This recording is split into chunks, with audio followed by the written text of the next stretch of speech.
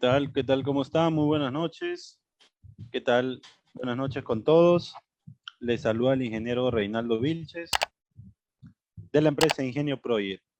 Muy bien, gustoso de tener a todos aquí en sala. Pues el día de hoy vamos a hablar de un tema interesantísimo. Allí también está conectado el ingeniero Cristian Álvarez. ¿Cómo estás, Cristian? Hola Reinaldo, ¿qué tal? Qué gusto. ¿Qué tal? ¿Qué tal? Qué gusto.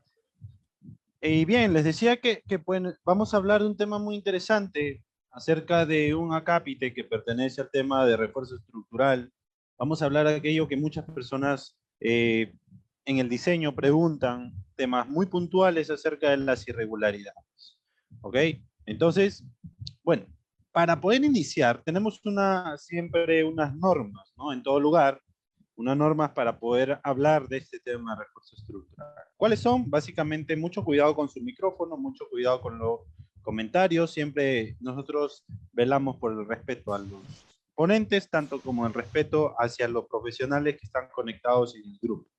Entiendo que hay de muchas carreras, son diversos y cada uno tiene distintas preguntas. Vamos a ir manejando estas preguntas conforme vayamos avanzando este webinar. Este webinar nace para explicar uno de los tantos temas interesantes del curso que nosotros estamos lanzando de refuerzo estructural, que lo explicaré luego, pero digamos que nosotros siempre en el día a día, sobre todo en nuestro contexto, en nuestro país y en muchos países, se ve que hay mucho tema de la autoconstrucción, por ende las personas han tomado conciencia de un tiempo acá para poder ver la posibilidad de reforzar su vivienda. Siempre nos están diciendo, ingeniero, tenemos unos proyectos de refuerzos, siempre los clientes nos dicen, ingeniero, mi vivienda creo que no está bien, quiero reforzarla, quiero ampliarla, pero realmente no tengo idea porque llamé a un operario, llamé a alguien, un constructor y me dijo que tengo que pagar un montón de plata para poder sembrar nuevas columnas. Eso es verdad, eso es mentira.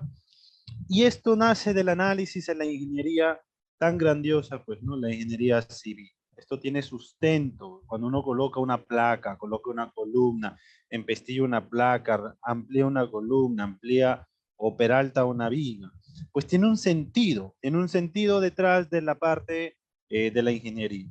Y es lo que hoy vamos a hablar acerca de las irregularidades, que es un problema muy, muy típico a la hora de diseñar y a la hora de plantear un reforzamiento estructural. Y para ello, pues, nos acompaña, como ya lo presenté, el ingeniero Cristian Álvarez, un ingeniero con mucha experiencia, más de 8 años haciendo refuerzos estructurales, diseño de naves industriales, concreto armado, etcétera.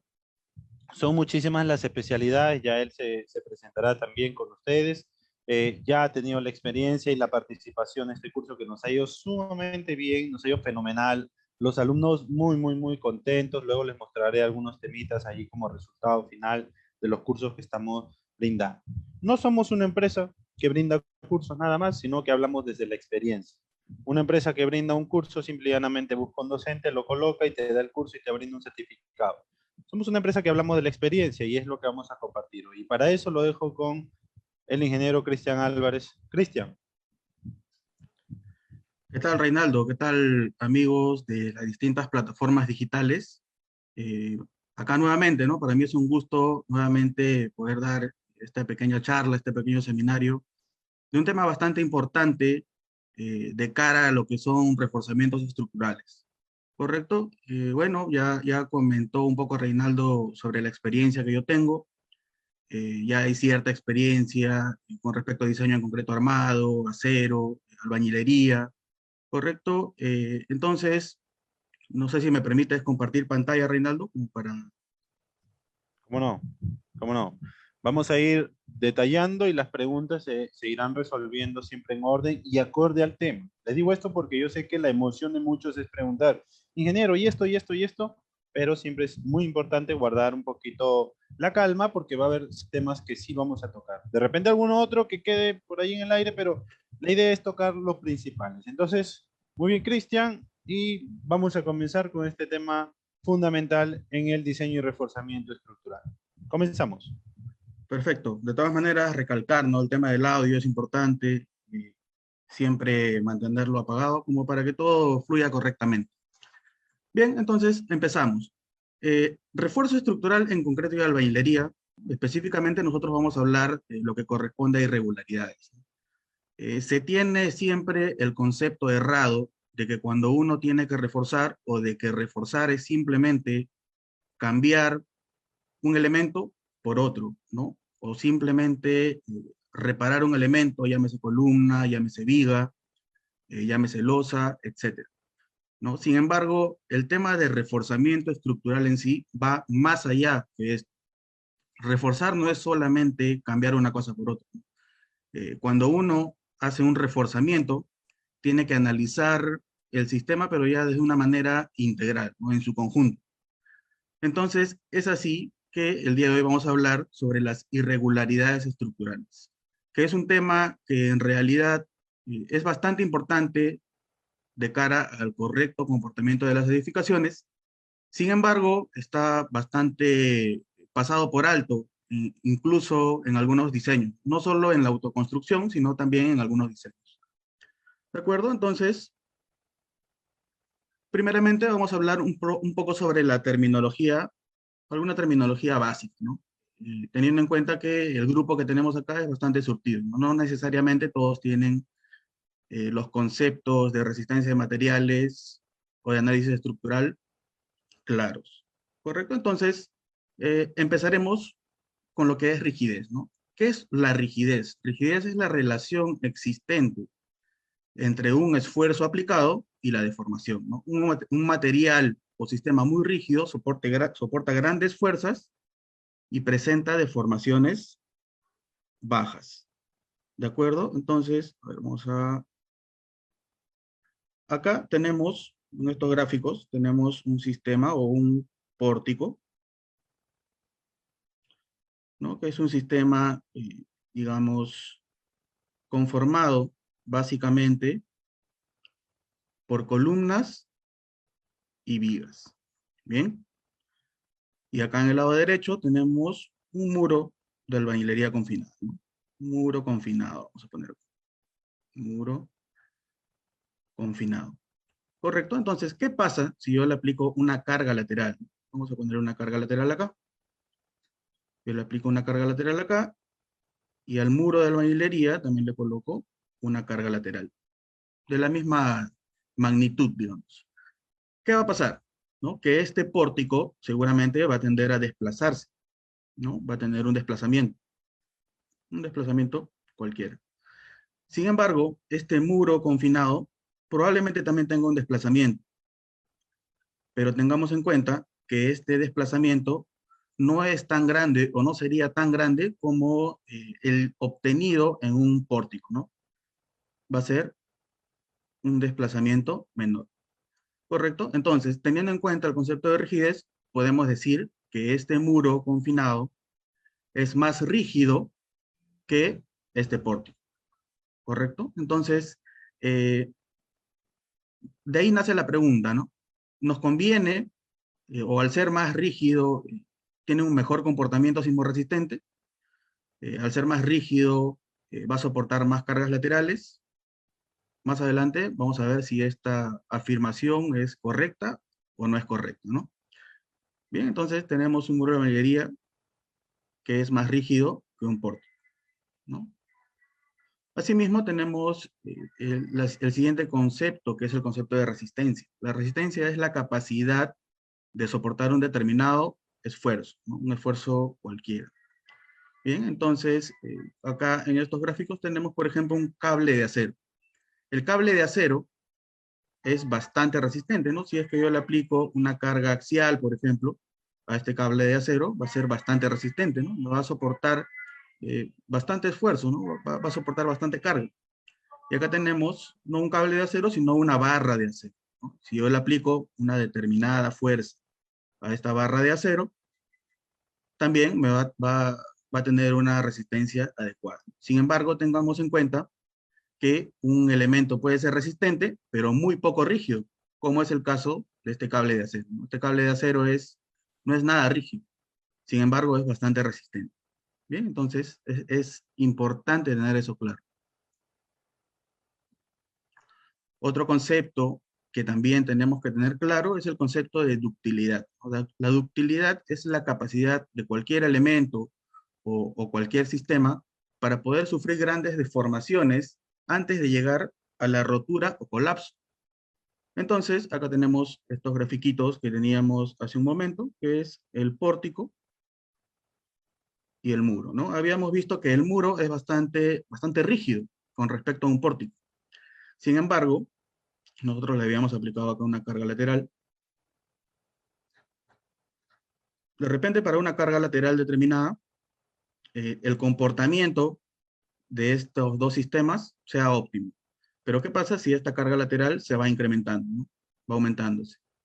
Entonces, va a llegar un momento en el cual, en el caso del muro de albañilería, ya no soportes. Es tan rígido que ya los elementos ya no se van a poder deformar. Entonces, van a empezar a quebrarse, ¿no? Y sin embargo, ¿qué pasa con el pórtico? El pórtico sí va a tener unas mayores deformaciones con respecto a un muro de albañilería, sin llegar al colapso, ¿no? Y cuando ya empieza de repente a tener una carga excesiva, a llegar a su límite, seguramente se va a empezar, ¿no?, a fallar por esta zona. Entonces, ¿qué quiero decir con esto? Que en el caso de los pórticos tienden a tener mayor ductilidad, es decir, una mayor capacidad em, de deformarse antes de llegar a su colapso con respecto a lo que son los muros de albañilería, que en realidad suelen ser bastante rígidos. Entonces, en una estructura sismorresistente, lo que se espera siempre es que tenga un comportamiento dúctil, es decir, que tenga la capacidad de deformarse, lógicamente, una deformación controlada, pero sin llegar al colapso, ¿no? El sistema de albañilería es muy bueno, sí, pero suele ser bastante rígido. Entonces, los elementos que le dan ductilidad suelen ser los arriostramientos de debido a las columnetas y las viguetas. Bien. Ahora bien, tenemos el concepto de regularidad estructural. ¿A qué le llamamos regularidad estructural? Decimos que una estructura es regular cuando ante cargas cumple con ciertos parámetros geométricos, ¿no? De masa, torsión, etcétera, ¿no? En buen cristiano, cuando tiene formas regulares en planta, cuando tu edificación tiene formas regulares, ¿no?, simples, no tiene formas, digamos, caprichosas, entonces se puede decir que es una estructura regular. Cuando tu estructura es simétrica, ¿no?, cuando tiene una misma configuración estructural simétrica, digamos, se puede decir que tu estructura tiene regularidad estructural. ¿Correcto? Entonces, teniendo esos conceptos claros, vamos a hablar sobre a qué llamamos irregularidad estructural, ¿no? Nosotros consideramos, lógicamente, una estructura irregular cuando presenta ciertas discontinuidades, ¿no?, tanto en su altura como en la planta, ¿no? Nosotros decimos que una estructura es irregular cuando no tiene estas formas, por ejemplo, ¿no?, cuando suele tener formas caprichosas como las que tenemos en imágenes, ¿no? Entonces, nosotros siempre tenemos que hacer que nuestras estructuras sean, si cabe la palabra, más predecibles, ¿no? Entonces, ¿cómo nosotros hacemos que nuestras estructuras sean más predecibles? Haciéndolas regulares, ¿no? O si es que nosotros contamos o tenemos necesariamente que hacer, o tenemos necesariamente arquitecturas caprichosas, digamos, como la que estoy dibujando acá, entonces se tendrían que dividir y formar, ¿no?, estructuras independientes, pero ya regulares, ¿no?, con su respectiva separación sísmica. ¿Correcto? Entonces, es así que nosotros podemos tener irregularidades tanto en altura como en planta. Si, por ejemplo, yo aplicara una carga lateral, ¿no?, algunos de esta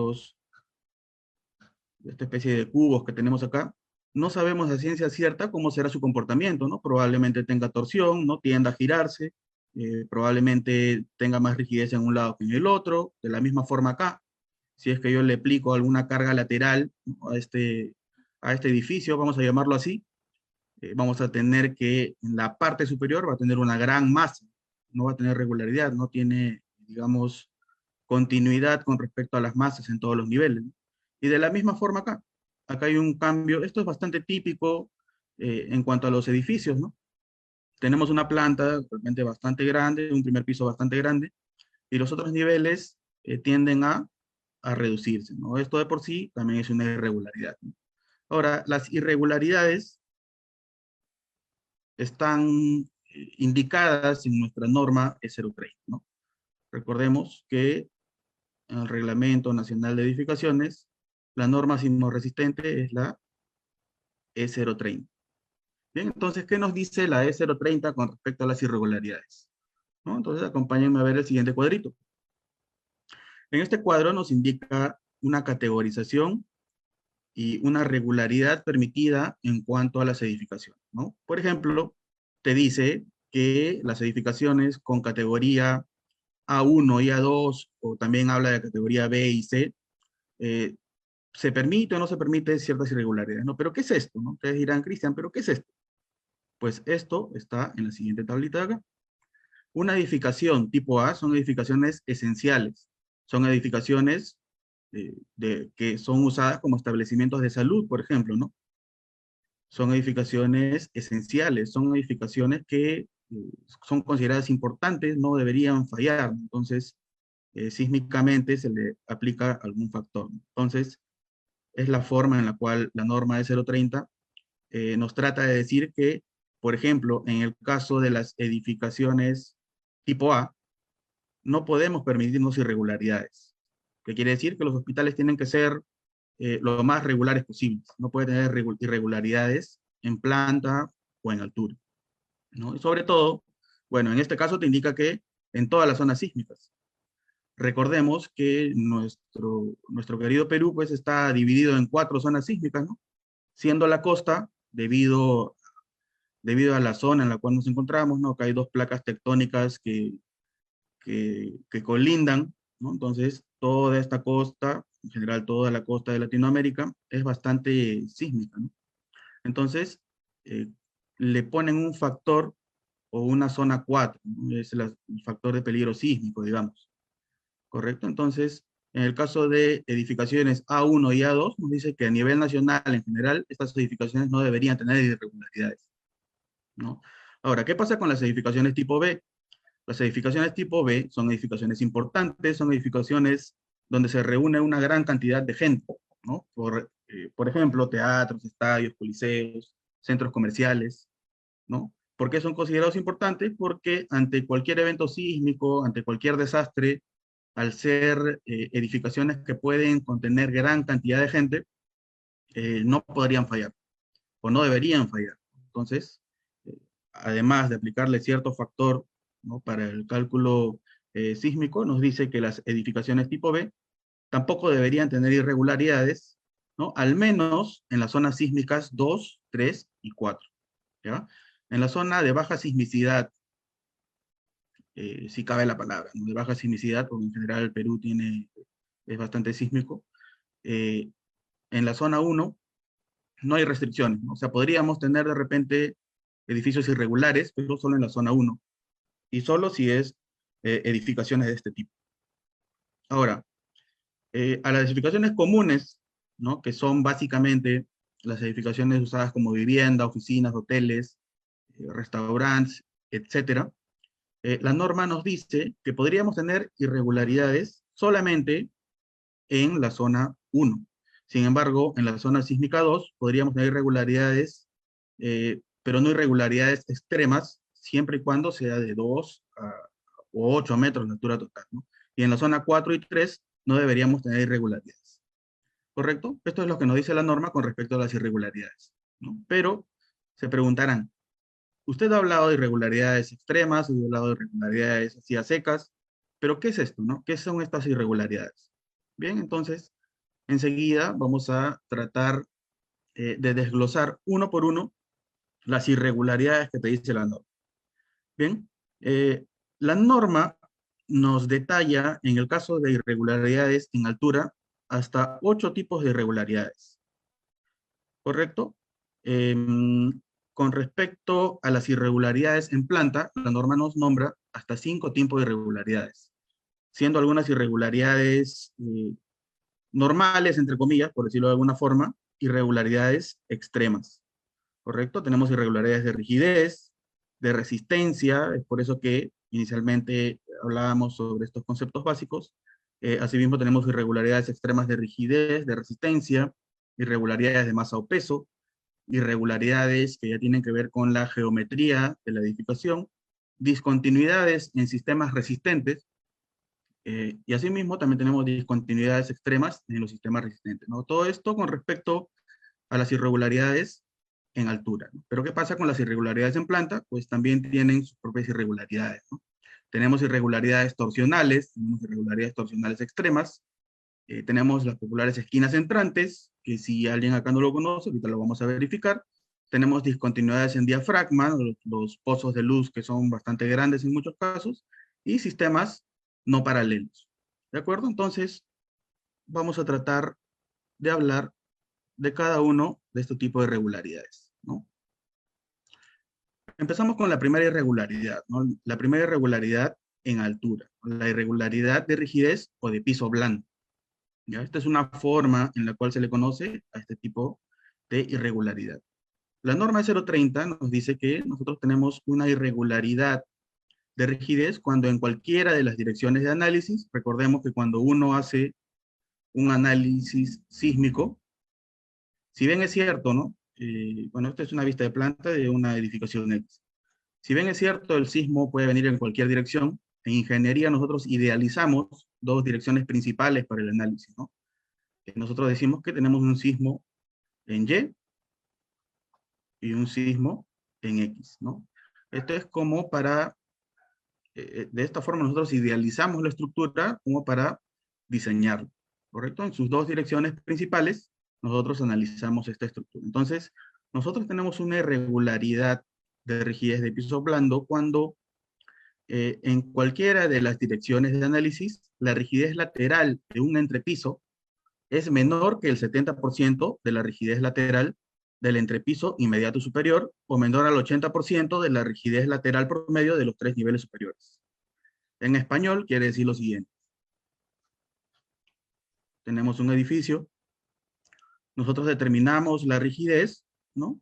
Considerando la cortante y la desviación, ¿no? Ante cualquier carga lateral, el edificio va a tender a tener un desplazamiento. Entonces, la relación de la cortante, que es la fuerza aplicada en cada uno de los entrepisos, entre la desviación en cada uno de los entrepisos, es la rigidez que nosotros tenemos, ¿no? Entonces, cuando uno de estos niveles, ¿no? Es menos rígido, ¿no? Menor que el 70% de la rigidez lateral de un entrepiso superior, o de los tres pisos superiores, nosotros podemos considerar que tenemos una rigidez o una irregularidad de rigidez o de piso blando. ¿Correcto? Cristian, Sí, Reinaldo. mucha gente tiende a decir, pero esto no existe, o sea, esto es muy teórico y todo, pero en realidad cuando uno quiere hacer un reforzamiento, ¿qué incidencia tiene esto en el reforzamiento? Entonces, hay mucha gente que cree que el piso blando se da muy poco, en Ujú. porcentajes hablando, se da en muchos de los planos que diseñamos. Si nosotros no consideramos este fenómeno, tendría casi, yo diría, el 60% de edificaciones este problema, si no se analizara, porque la mayoría te pide una cochera, un comercio, algo libre en el primer nivel y departamentos en el segundo, porque muchas edificaciones están constituidas de esa forma. Ujú. Entonces, ¿qué incidencia tiene este análisis en una estructura ya hecha? Claro, tal como comentas, ¿no? Y si nosotros, adelantándome un poco a lo que veníamos conversando, ¿no? Si nosotros nos ponemos a pensar de las irregularidades que más afectan a una estructura, tenemos principalmente dos, ¿no? Hasta tres podría decir, ¿no? Siendo la de piso blando la de mayor incidencia, ¿no? ¿Qué pasa cuando nosotros tenemos una irregularidad por piso blando? Tenemos efectos como lo que nosotros vemos en pantalla. Em, Esta fotito de acá es de un sismo que hubo en el 2007 en Pisco, ¿no? Que eh, nuestros compatriotas que están acá en sala se acordarán seguramente, ¿no? Entonces, tenemos edificaciones que en el primer nivel son usadas como comercio, en muchos casos, pues, son usadas de repente como estacionamientos. Entonces, tenemos muy poca rigidez en el primer nivel. Sin embargo, en los niveles superiores tenemos gran rigidez. Esto hace que haya un exceso de desplazamiento en esta zona, ¿no? Acá tenemos un exceso de desplazamientos y sumado a otras cosas, podemos obtener fallas de este tipo, ¿no? Entonces, podrán verificar que acá no aplica incluso un reforzamiento, ¿no? Esta estructura ya prácticamente colapsó. Hay formas en las cuales uno puede rehabilitar las edificaciones después de un sismo. Sin embargo, cuando tenemos cosas como la que vemos en imagen, ya no es posible, ¿no? Eso se tiene que demoler, lamentablemente. Ahora, por las mismas características que tenemos localmente, eh, siempre se tiende a tener en el primer nivel o estacionamientos o locales abiertos para efectos de comercio, ¿no? Entonces, eso es normal, ¿no? Sin embargo, uno tiene que, a nivel de diseño, ¿no? O incluso a nivel de reforzamiento, cuando no es demasiado tarde, cuando sabemos que tenemos una irregularidad de este tipo y aún podemos solucionarlo, la posible solución sería colocarle ciertas placas, ¿no? Placas, muros, son muros estructurales que nos permiten controlar estos desplazamientos y nos permitirían aportarle la rigidez que no tiene en estos casos, ¿no? Entonces, pueden ver que la rigidez de piso blando eh, es bastante perjudicial para la estructura, ¿no? Esto ya está totalmente inservible en realidad, ¿no? Esto es lo que puede Eh, pasar. Esto es lo que pasa si es que, sí, Cristian, sí, disculpa, una consulta. Mucha gente puede pensar, ingeniero, ha habido sismos, mi casa tiene cochera, pero no se ha caído. O sea, no le pasó ujú, nada, hay unas cuantas fisuritas por ahí nada más.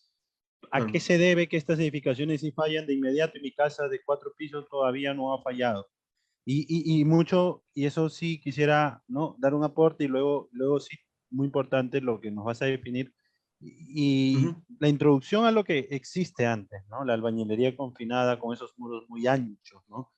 Eso es una de las razones, pero una apreciación desde tu punto de vista, estas personas dicen, yo tengo mi casa de 4 niveles, incluso por ahí he usado ladrillo pandereta en los segundos, terceros pisos, pero el primer piso, bueno, antiguo, pero esto no ha pasado, no se ha caído, a pesar que tengo una cochera y ha habido un sismo, sí, se sintió aquí, pero ¿por qué no ha pasado este piso plano? Claro, es que en realidad ustedes van a ver edificaciones que retan pues incluso a la gravedad, ¿no? En el cual hacen voladizo sobre voladizo, hacen cosas, hacen locuras, ¿no? Sin embargo, para cargas de gravedad probablemente no pase nada, ¿no? Ante cargas de gravedad seguramente vas a poder construir varios pisos. Sin embargo, en la actualidad recordemos que tenemos un silencio sísmico ya de varios años, ¿no? No tenemos actualmente un sismo de tal magnitud que evidencie todas las fallas estructurales que nosotros tenemos, ¿no? Entonces, es un poco de suerte, pero a veces la suerte se acaba, ¿no? Entonces, es necesario verificar, ser conscientes de que ante un sismo, que es en realidad el sismo que se está esperando, de gran magnitud, si es que tenemos problemas de este tipo, tu estructura podría fallar, ¿no? Ahora, es necesario de todas maneras, como digo, ¿no? Analizar la estructura, pero ya de una manera integral, ¿no? Para verificar que no tengamos este tipo de problemas. ¿Sí? Correcto. Y también esto que comentaba acerca de los muros antiguos, ¿no? Porque las albañilerías combinadas que se usaban mucho en las casas, ¿no? Digamos que tiende a ser rígido el primer piso a pesar que hay muros, ¿no? Pero el problema viene, y hemos visto eso mucho, cuando empiezan a eliminar estos muros. ¿Recuerdas cuando trabajamos en las tiendas comerciales, ¿verdad? Y retiraban estos muros anchos, gruesos, que le dan cierta rigidez por el peso que tienen al primer piso, pero empiezan a eliminar los muros, ¿verdad? Empiezan a sacar estos muros. Sí, las edificaciones antiguas, ya digamos de 40, 50 años, tenían cierta particularidad, ¿no? Tal y como comentas. En dirección longitudinal, digamos, tenían muros de cabeza, ¿no? De 25 centímetros, incluso hechos con este quincón artesanal. Entonces, tenía bastante rigidez. Ahora, en la actualidad también se tiende a modificar mucho las edificaciones, ¿no? Por ejemplo, vemos muchas tiendas por retail o comercios, ¿no?, de franquicias X, que lo que buscan siempre es amplitud, ¿no? Ellos buscan edificaciones que estén bien ubicadas comercialmente, ¿no? Cerca a mercados, qué sé yo. Entonces, lo que ellos hacen es verificar si es que tiene una buena ubicación comercial eh, la vivienda, y lo que hacen es eliminar todos los muros de albañilería. En todo el primer piso eliminan absolutamente todos los muros. Entonces, hacer eso de alguna forma vulnera tu edificación, ¿no? Ahí ya vas a tener, si es que no aplicas algún reforzamiento, algún control de la desviación de tu vivienda, de repente colocando placas, qué sé yo, eh, esto va a tener el problema que vemos en pantalla. Entonces, lo que hacen estas tiendas normalmente es reemplazar estos muros de albañilería colocando pórticos de acero, lo cual está bien para cargas de gravedad. Sin embargo, para cargas laterales ya tendría que considerarse otros elementos como placas, por ejemplo, ¿no? Cristian, Ujú. hay unas preguntas, me dicen, ¿qué solución estructural podríamos dar de inicio al primer nivel, al piso blando, para que no pase esto? De inicio, algunas ideas muy generales. Claro, mira, básicamente uno controla, mira, voy a hablar de placas, pero el tema de placas también es bastante delicado, ¿ya? Como bien decía en algún momento, las placas o muros estructurales soportan bastante carga lateral, ¿no? Bastante cortante basal, ¿no? Recordemos pues que viene el sismo, entonces acá hay una carga aplicada a tu estructura. Entonces las placas, los muros de concreto armado que uno coloca, absorben bastante porcentaje de esta fuerza, ¿no? Que aplicada, y controla las desviaciones que tiene la estructura.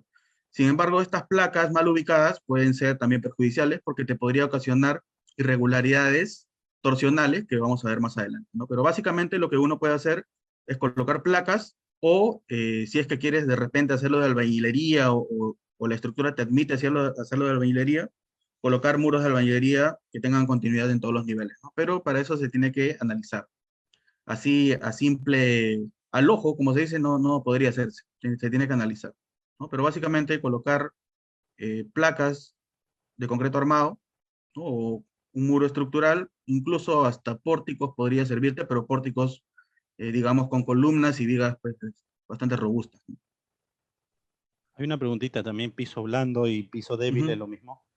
No, no es lo mismo, ahorita vamos a verificar, ¿no? El Ya. piso blando es una irregularidad, ¿no?, de rigidez, como lo verificamos acá, ¿no?, que tenemos este efecto, ¿no? Y piso débil es otro tipo de irregularidad. Me olvida de decir algo importante, ¿no? Nosotros hablábamos hace un momento de irregularidades extremas, ¿ya? Básicamente las irregularidades extremas eh, son considerados con parámetros un poco más ajustados, ¿no? Por ejemplo, cuando un entrepiso es menor que el 60%, ¿no? Si en una irregularidad de rigidez es el 70%, hablamos que es extrema cuando es el 60% del inmediato superior, ¿no? Solo, solo acotar eso. ¿Correcto? Ahora, como lo comentan, no tenemos irregularidad de resistencia, pero de piso débil. Existe irregularidad por resistencia o de piso débil cuando en cualquiera de las direcciones de análisis, nuevamente las direcciones de análisis, la resistencia de un entrepiso frente a fuerzas cortantes, nosotros tenemos un edificio, tenemos fuerzas cortantes en cada uno de los entrepisos, eh, es inferior al 80% de la resistencia del entrepiso inmediato superior, ¿ya? Entonces, ¿por qué se ocasiona esto? Muchas veces, recordemos que la carga o la fuerza sísmica lateral está en base también al peso, ¿no? Recordemos esto, ¿no? Cuando uno quiere hallar, digamos, una fuerza equivalente lateral, lo que hace es utilizar esta formulita, ¿no? Y todo esto es multiplicado por el peso. Entonces, ¿qué pasa cuando en algunos de estos niveles tienes un exceso de peso o un exceso de muros de repente, ¿no? Entonces, probablemente en esa zona tú tengas una cortante mayor, ¿no?, que la cortante en el entrepiso inferior. Entonces, cuando tenemos este problema, decimos que tenemos una irregularidad de resistencia, pero de piso débil, ¿correcto? Acá hablamos de resistencia, en lo anterior hablamos de rigidez. ¿no? Bien, ahora, al igual que en la irregularidad anterior, también tenemos una irregularidad extrema de resistencia, ¿no? Cuando hablamos que el entrepiso es inferior al 65% de la resistencia del entrepiso inmediato superior, estamos hablando de una irregularidad extrema, ¿no? Que en ciertas zonas, recordemos que no se admiten, no se pueden tomar, incluso tienen que descartar o corregir, ¿no? Ahora, algo que va de la mano un poco con lo que estaba comentando hace un momento, ¿no? La realidad peruana nos dice que nosotros tendemos, peruana y de Latinoamérica de repente, ¿no? Nos dice que nosotros tendemos mucho a modificar nuestras edificaciones. Incluso hay viviendas que de repente tienen 4 o 5 pisos y uno de esos pisos, o de repente ya no quieren ser utilizados como vivienda, quieren ser utilizados con fines comerciales de repente. Entonces, ¿qué hacen? De repente toman la decisión de colocar, no lo sé, un gimnasio de repente, ¿no? Colocan un gimnasio, o de repente una librería, de repente un almacén, ¿no? Entonces, ¿qué pasa? Vamos a tener zonas o pisos en los cuales la masa, el peso que tenga todo este entrepiso, sea mayor que los entrepisos inferiores o adyacentes, digamos. Entonces, eso ocasiona también una irregularidad. Tenemos exceso de masa en las zonas superiores, ¿no? Y poca masa en la zona inferior. Entonces, tenemos una irregularidad de masa o peso, ¿no? Decimos que, o consideramos que tenemos una irregularidad de masa o peso cuando el peso de un piso es mayor que 1.5 veces el peso de un piso adyacente, no aplicando a sótanos ni a azoteas, ¿no? Definitivamente en sótanos y azoteas probablemente sí haya una variación en peso. Descartando sótanos y azoteas, si es que nosotros tenemos en algún entrepiso una masa superior al 50% de algún piso adyacente, entonces ya tenemos esta irregularidad, ¿no? Esto no tiene irregularidad extrema. Bien, ahora vamos a hablar de una irregularidad geométrica. Esto ya tiene que ver básicamente con la geometría, ¿no? Nosotros vamos a verificar, por ejemplo, edificaciones que empiezan con un tamaño B2, llamémoslo, y en los pisos superiores ya se empieza a estrangular. Entonces, esto va a hacer definitivamente que tengas un exceso de esfuerzo en estas uniones. Siempre en estas uniones, en estos cambios abruptos eh, de geometrías, vas a tener un exceso de esfuerzo siempre en estas zonas. Entonces, a esto también lo podemos considerar una irregularidad, ¿no? Pero en este caso, esta irregularidad es una irregularidad geométrica vertical. Es la forma en la cual la llamamos. Bien, cuando nosotros tenemos que, digamos, la medida B1, ¿no? Varía en un 30% con la otra medida B2, entonces ya podríamos hablar de una irregularidad geométrica vertical. ¿Ya? Esto lo estoy pasando relativamente rápido porque, como comentábamos, de repente las más perjudiciales son las irregularidades de piso blando, torsionales, y incluso una que también vamos a ver por ahí, que es la debido a diafragma. ¿Correcto? Otro tipo de irregularidad en altura es la discontinuidad de los sistemas resistentes, ¿no?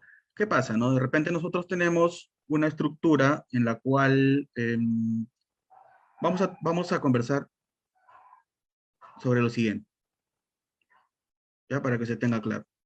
Esta es una vista de planta, ¿no? De un edificio X, ¿no? Le aplicamos una carga lateral, una fuerza cortante lateral. Entonces, cada uno de estos elementos va a tomar una porción de esta fuerza cortante, ¿no? Vamos a llamarlo así, va a tomar una porción de esta fuerza cortante. Entonces, decimos que tenemos una discontinuidad en los sistemas resistentes cuando alguno de estos elementos que toma al menos el 10% de esta carga lateral, en los pisos superiores tiene un cambio de su geometría y por ende un cambio en su eje, ¿no? Digamos que hay una placa que empieza así y en los pisos superiores se agranda. Entonces, su eje varía, de piso a piso varía. Entonces ahí tenemos una discontinuidad, ¿no?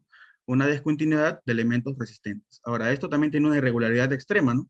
Que es cuando alguno de estos elementos, que es el que toma el 25% de la cortante en la base, tiene un cambio en sus dimensiones y por ende una excentricidad con respecto a sus ejes.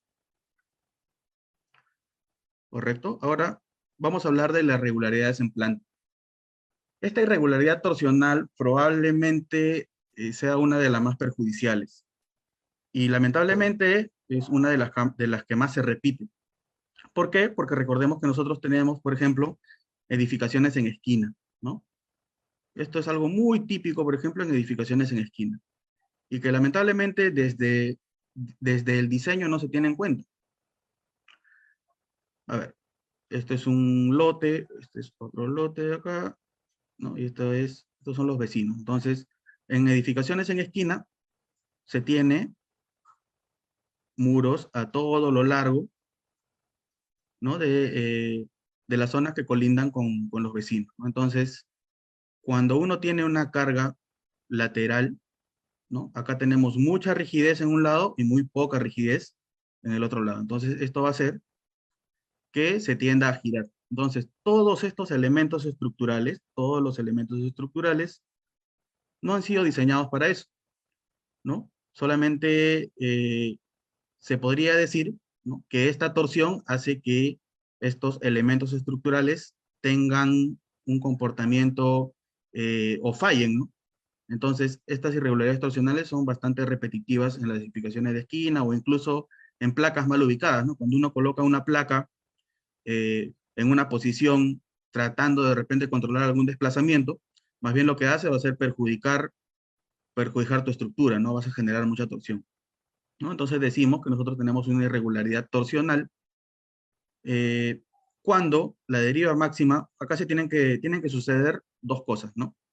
La deriva máxima, recordemos que es la desviación que tenemos acá, ¿no? La deriva es la relación de esta desviación con respecto al entrepiso.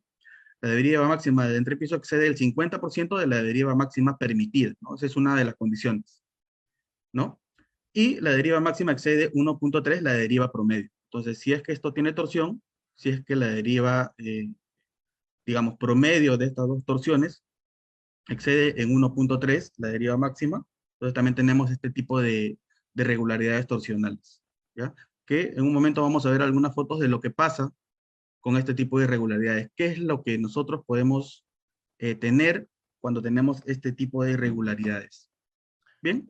Cristian, Sí, sí. Me comentaban algunos alumnos cuando dictaba algún curso en alguna oportunidad en concreto, pues me decían, ingeniero, pero la irregularidad por torsión también se suple cuando yo diseño cada elemento separado por torsión. Es decir, hay diseño de vigas por torsión. Si ya diseño las vigas por torsión y demás, ¿es necesario analizarlo por torsión, la edificación, si ya diseñé cada análisis o cada elemento por torsión? claro, lo que pasa es que, digamos, ¿no? Cuando uno diseña una viga, bueno, ahora que me comentas el caso de las vigas, ¿no? A veces cuando uno diseña una viga por torsión, ¿no? Digamos que tienes una losa, tienes acá una viga, digamos que esta luz sea un poco grande, entonces esta viga de acá va a tender a torcerse, ¿no? O si tienes alguna carga puntual acá, entonces va a tender a torcerse. Y entonces lo que se hace es colocar algunos aceros adicionales, pero en las zonas laterales, como para controlar la torsión. ¿Ya? Sin embargo, esto es para efectos de cargas de gravedad, ¿no? Recordemos que acá estamos hablando de cargas sísmicas. Las cargas sísmicas son cargas bastante grandes, ¿no? Estos elementos no soportarían estas cargas laterales por efectos de torsión. Es por eso que incluso en muchas de las zonas y de acuerdo al reglamento, verificábamos que hay zonas en las cuales ni siquiera te permiten unas irregularidades por torsión, ni siquiera estas de acá, ¿no? Independientemente de estas extremas. En algunos casos Claro, no. Ujú, sí, claro, entonces lo que quería dejar en claro es que la irregularidad torsional solamente se puede analizar en un todo, es decir, la ah, estructura completa. No hay así es. forma de analizarlo, digamos, individualmente. Y esto pasa mucho cuando alguien por ahí escuchó que poniendo placas reduces el tema de la cortante basal, ¿no? Cortante sísmica, ¿no? Entonces se empiezan a poner placas por todos lados. y no necesariamente frente a frente, sino una por acá o donde hay, ¿no? Porque nos ha tocado proyectos muy difícil de ubicar las placas. Ahora último uno que nos dio un tanto de dolor de cabeza y de tiempo, ¿no? Muy difícil porque no había ni un muro para ubicar la placa. Entonces, cualquiera puede empezar a diseñar y dice, ok, solo tengo este muro, acá es la placa, aquí. Pero por el contrario, en lugar de hacer un bien, está haciendo un daño a la edificación por el fenómeno que comentas. Ujú. Las Solamente placas, acotar eso. las placas ayudan, ¿ya? Son importantes, son un gran aliado. De repente, si es que uno quiere controlar las derivas, ¿no? Las desviaciones, los desplazamientos. Sin embargo, son un arma de doble filo. Entonces, hay que usarlo sabiamente, ¿no? Si es que cabe la palabra. ¿Por qué? Porque, una vez más digo, ¿no? Una placa mal ubicada puede ser tu peor enemigo, ¿no? Pero una placa bien ubicada puede ser tu mejor aliado. Entonces, las placas tienen que ser ubicadas de tal forma de que no te generen torsión. Es por eso que muchas veces para controlar torsión no es necesario colocar una placa, ¿no? Sino de repente un par de placas, pero bien simétricas. Mientras más simétrica sea tu estructura, vamos a evitar irregularidades, por ejemplo, de este tipo, ¿no? En el cual, digamos, el centro de masa, ¿no? El sismo, pues, ataca el centro de masa, ¿no? Nosotros tenemos un centro de masa y un centro de rigidez. ¿No? Si es que uno coloca, por ejemplo, una placa mal ubicada, el centro de rigidez de repente va a estar en un extremo. Entonces va a haber mucha excentricidad, ¿no? Con respecto a donde idealmente ataca el sismo, con respecto a la forma como resiste tu estructura. Entonces vas a empezar a tener torsión. Muy ¿Bien? bien. Me consultan, me hacen una pregunta interesante. Yo sé que esto lo vamos a tocar en el curso a más profundidad, pero me dicen si por favor se puede dar un ejemplo de dónde sería algo conveniente o dónde estilan poner sus placas y si es que no existiera, ¿cómo se colocan? De una forma muy general, muy general. Podemos responder. A ver, vamos a tratar de hacerlo de una forma general, porque es un poco... Sí, el tema es muy profundo y en el curso nos tomamos mucho tiempo detallarlo, pero acá para poder que al menos los que estén aquí, ¿no? Eh, puedan ver. Entonces ahí vamos a tener un pequeño gráfico como si fuera un plano. Ya, digamos, si es que tú tienes un exceso de desviación, un exceso de desplazamientos y tú quieres controlarlo con placas, tú podrías colocar de repente placas en el... Lógicamente, si es que tu arquitectura lo permite, ¿no? Porque hay arquitecturas que sí, efectivamente son un poco caprichosas, ¿no? Entonces podrías colocar placas en todas las esquinas, ¿no? En forma de L. Eso es una forma. Otra forma que también se hace es que si es que tu edificación, digamos, tiene ascensor, el ascensor probablemente está en la parte central, entonces aprovechas la caja de ascensor como para, digamos, controlar, para poner placas y controlar los desplazamientos. Ahora, si es que O, el ascensor está en un lado, o el sí, núcleo de escaleras también. o Hemos diseñado el núcleo de escaleras. el núcleo de las escaleras también, o los ascensores, ¿no? Ahora, si es que colocas placa acá, bacán, ¿no? Está centradito, todo ok, ¿no? Pero si es que de repente colocas una placa acá, necesariamente tienes que ver la forma de colocar alguna placa por acá para que se contrarreste y no haya torsión, ¿no? Por eso otra vez, ¿no? Esto se tiene que analizar de una manera integral, ¿no? Si es que hablamos de reforzamiento o rehabilitación, reforzar o rehabilitar no solamente preparar una columnita o una viga, ¿no? Es ir un poco más allá, ¿no? Es analizar todo de una manera global y ahí verificar, pues, las posibles soluciones que uno tiene que adicionar, pero ya como un conjunto. ¿Por qué? Porque sucede el caso también de que, digamos, hay una columna que está fallando, yo la refuerzo, bacán, excelente, pero viene un sismo y otra vez empieza a fallar esa columna. ¿Por qué? Porque no se ha atacado de repente el problema de raíz, que posiblemente ha sido una irregularidad de efecto torsional, ¿no? Entonces, todo esto se tiene que analizar pues como un todo, ¿no? Eso sí es importante que quede claro. Genial. Una cosita, yo sé que hay mucho tema por tocar, pero algo muy breve, hay un comentario que ya me lo han copiado dos veces y quiero leerlo. Ujú. Sí, Ingeniero, tengo una vivienda de 120 metros cuadrados, de dos niveles, en forma de L. Me imagino ya. que es una esquina. De Ujú, albañilería confinada con muros de cabeza en el eje I, ¿no? Antaño seguro, ¿no? O sea, confinada en el eje I. Y ujú, escasos muros o nulos en el eje X. O sea, no hay muros. Solamente me imagino que están por ahí unos pórticos. El detalle es que las columnas de 25 por 25, o sea, son columnas de 25 por 25 en el eje, ¿no? Entonces, cada 5 metros. Tiene una antigüedad de 30 años. ¿Aún Ujú. puedo reforzar para continuar construyendo unos pisitos más? ¿O ya no? Y necesito botarlo todo y necesito hacer una nueva casa. Es una pregunta un tanto compleja, porque para poder verificar si es que tu edificación se puede o no reforzar o, no, o se puede o no construir un poco más, para empezar tendríamos que verificar si es que hay planos de por medio, ¿no? Si es que de repente ha sido una edificación diseñada, probablemente diseñada con una normativa antigua, no hay problema.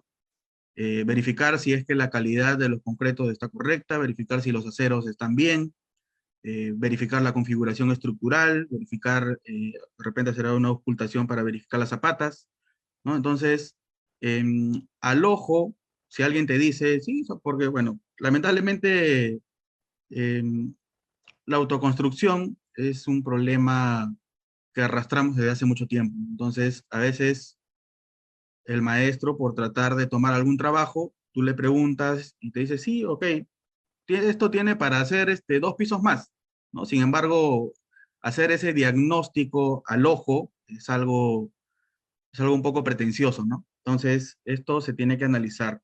Podría Ya, reforzarse siempre y cuando se tenga, pues, la calidad de los materiales adecuados. igual, Ajá, igual y que me diga que tiene columna de 25 por 25, ya me da cierta desconfianza, ¿no? Si un eje es claro, pórtico, ¿no? Ya me da cierta desconfianza. O sea, hay patrones que ya dan desconfianza, ¿no?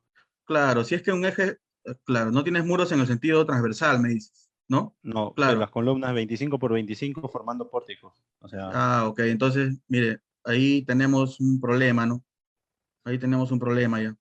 Si es que esto es 25 centímetros, probablemente si es que esto ha sido un pórtico, tengas una viga peraltada, ¿no? Entonces acá tienes dos problemas. Uno, la longitud de anclaje, que es algo que se subestima tremendamente, ¿ya? Estos aceros tienen que encajar una porción de su longitud dentro de la columna, ¿ya? 25 centímetros suele ser un valor bastante pequeño si es que uno quiere tener una buena longitud de anclaje de los aceros. Imaginemos que, por ejemplo, tenga aceros de 5 octavos o 3 cuartos, qué sé yo. Entonces, no cumplirías con la longitud de anclaje. Eso es uno. Y dos, al tener columnas tan pequeñas y de repente vigas peraltadas, vas a tener columnas débiles. Siempre lo que se espera es que fallen primero, si es que, digamos, hay un sismo severo, lo que tendría que fallar en todo caso serían primero las vigas para evitar el colapso, ¿no? Las columnas por ningún motivo deberían fallar. ¿Por qué? Porque la falla en las columnas ya implicaría un colapso de la edificación, ¿no? Entonces ahí ya estaríamos afectando a los usuarios de las viviendas, ¿no? De las viviendas o de claro. las edificaciones que se hacen. Ahora esto se tiene que definitivamente analizar. Sí se puede reforzar, siempre se puede reforzar, pero Ujú. miren, un concepto vital, y que siempre lo decimos, ¿no? Tú puedes reforzar, sí, pero a veces te sale más caro que demolerlo y hacerlo de nuevo, ¿no? Es la realidad. Entonces, tú diste una vez un porcentaje Sí, aproximadamente. normalmente estiman que si el reforzamiento te está costando en un rango del 40 al 50% del valor de tu edificación, entonces es mejor que realices una demolición. ¿Ya? A veces reforzar cuesta pues cifras bastante grandes que en realidad no valdría la pena hacer, ¿no? Es mejor realizar una demolición y hacer una estructura nueva, ¿no? Si es que el reforzamiento te va a costar en un rango de 40 al 50% de lo que te costaría o de lo que te cuesta toda esa construcción, entonces es mejor demoler y hacer algo nuevo, ¿no?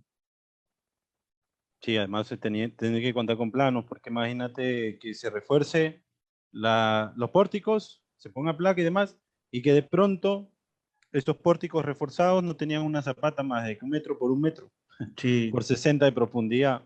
Y entonces ahí adiós todo el esfuerzo de pagar un refuerzo, ¿no? así es, correcto. Hay que ser integral el refuerzo. Muy bien, continuamos, Cristian, para no Sí, interrumpir ahí más.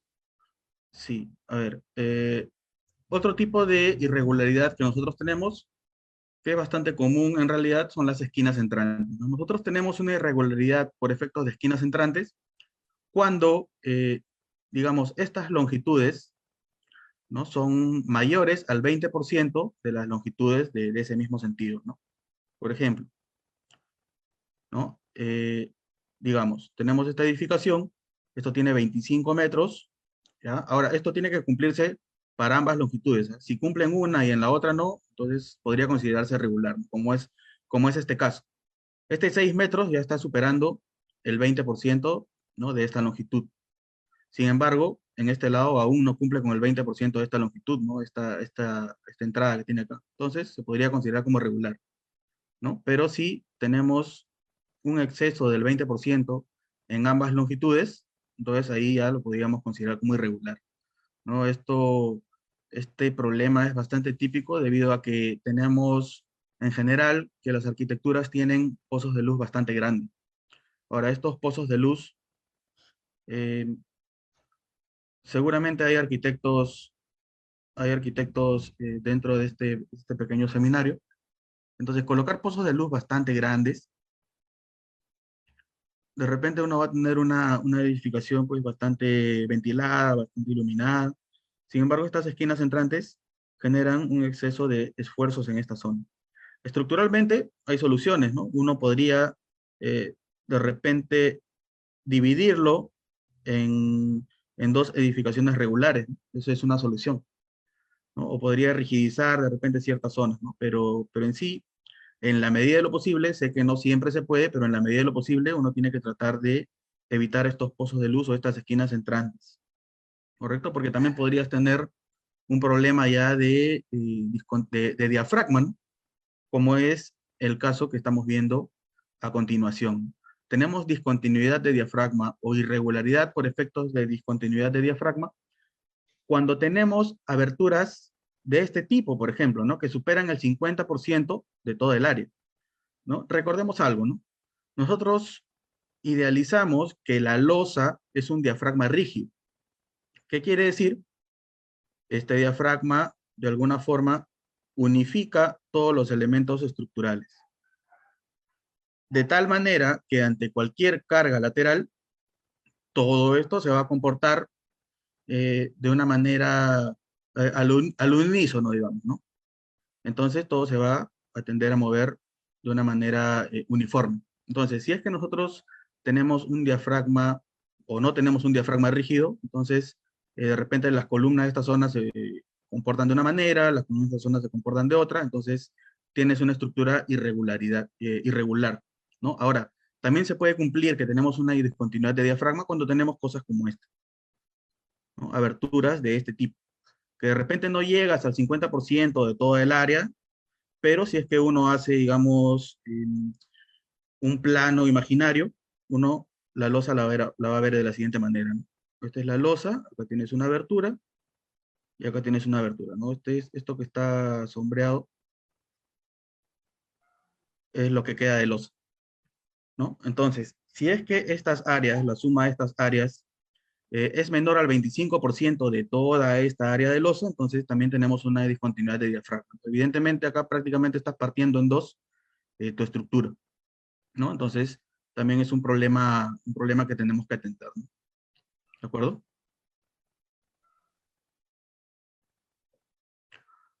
Bien, ahora un mensaje importante, ¿no? El exceso o mal control de irregularidades, sumado a una mala configuración estructural y otros defectos en la construcción, puede ocasionar fallas estructurales, ¿no? Fallas estructurales, ¿no? Entonces, es lo que vamos a comentar. ¿Por qué hablamos de fallas estructurales? Porque muchas de estas irregularidades que nosotros no controlamos o, o no tenemos en cuenta pueden ocasionar fallas de este tipo, ¿no? Entre otras cosas, ¿no? Pero, ¿qué es una falla estructural? ¿No? Una falla estructural se refiere a la ruptura de elementos estructurales ocasionando un colapso parcial o total de la estructura, teniendo daños que podrían o no tener consecuencias drásticas, evidentemente, ¿no? Pensando un poco en la irregularidad torsional, por ejemplo, ¿no? Si es que nosotros tenemos una irregularidad torsional, este exceso de torsión podría ocasionar sobreesfuerzos en los elementos estructurales, probablemente las columnas, entonces estas columnas podrían colapsar, ¿no? No han sido diseñadas para eso. Entonces toda tu edificación es vulnerada, podría colapsar y tener daños bastante drásticos, ¿no? Entonces vamos a hablar, entre otras cosas, de las principales fallas ocasionadas por irregularidades y otras cosas adicionales que tenemos por acá.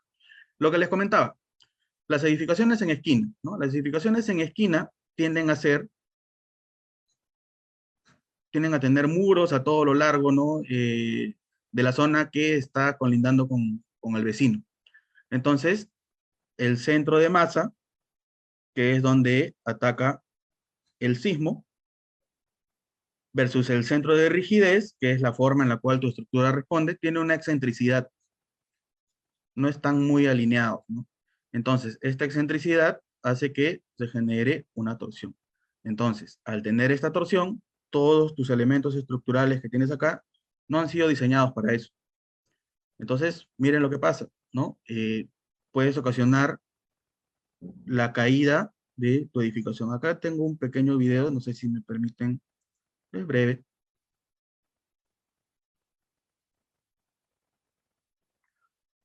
Lo que vemos a continuación, mira, hace algunos años hubo un terremoto bastante fuerte en la Ciudad de México, ¿no?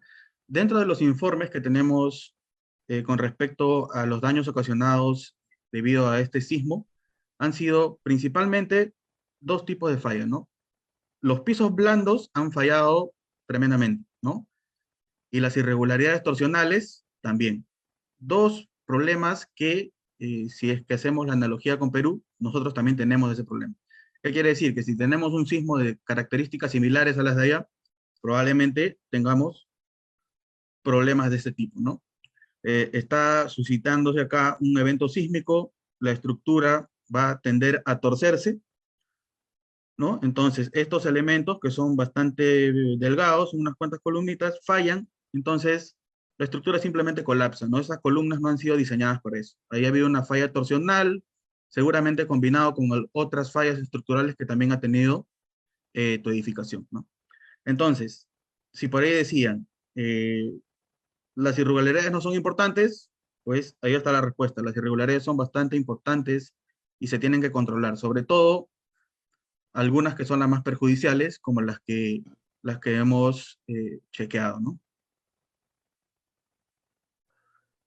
Cristian, consulta. Sí, Dice que, bueno, una preguntita acá, me dice, ingeniero, ¿se considera diafragma rígido la losa maciza aligerada o por ser aligerada ya sería un diafragma flexible? no, no, no. Diafragmas rígidos pueden ser sistemas aligerados, en una dirección, dos direcciones, macizo, etcétera, ¿no? Todas estas losas son considerados diafragmas rígidos. ¿Cuándo no se considera diafragma rígido? Por ejemplo, las coberturas livianas con TR4, los techos parabólicos, eso no se considera diafragma rígido, ¿ya? Pero las losas en general sí se consideran diafragma rígido. Correcto. Hay otra pregunta que dice, he visto que en las edificaciones en la zona de los ductos, a los pozos de luz, Ujú. las proyecciones de la viga es omitido. No hay, ¿no? ¿Es correcto eso o se debería construir vigas hasta el último piso, hasta el último nivel en los ductos? Me parece que habla Claro, de las vigas de acople de repente, ¿no? sí, lo que pasa a veces es que, digamos, acá vamos a aprovechar ya, esto de acá, ¿no? Digamos. A veces hacen muros solamente hasta el segundo nivel, ¿no? Y acá ya no le ponen nada. En realidad, lo correcto que se debería hacer es o completar todos los muros o colocar vigas de acople. Colocar vigas de acople, porque si no, acá sí tendrías un problema de irregularidad. Eso es lo que se tendría que hacer. ¿Ya? Pero sí, pues, efectivamente, se estila poner solamente muros en el primer nivel, ¿ya? O hasta el segundo nivel como máximo, de ahí se deja libre, ¿no? Eso no está bien en realidad. O por último, si es que dentro del diseño se permite, mejor desacoplas esto, ¿no?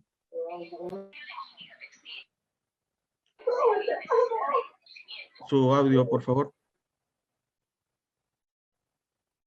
Bien, continuamos entonces. Sí, muy bien. Gracias, Cristian. Más bien, hay una acotación respecto a lo que acabas de decir. ¿Qué tanto Ujú. favorecen la continuidad de estas vigas en el pozo de luz? ¿Ayuda a reducir los esfuerzos por desplazamiento? Te preguntan. ¿O a qué La- te ayuda a, co- estas a vigas? con- a controlar irregularidades, ¿no? Recordemos que hemos verificado irregularidades por rigidez, por ejemplo. Entonces, tú acá vas a tener un piso y otro piso, de repente muy rígidos en cierta longitud, ¿no? Pero acá, al no tener este acople, entonces esto va a tener otro comportamiento distinto al de los primeros niveles.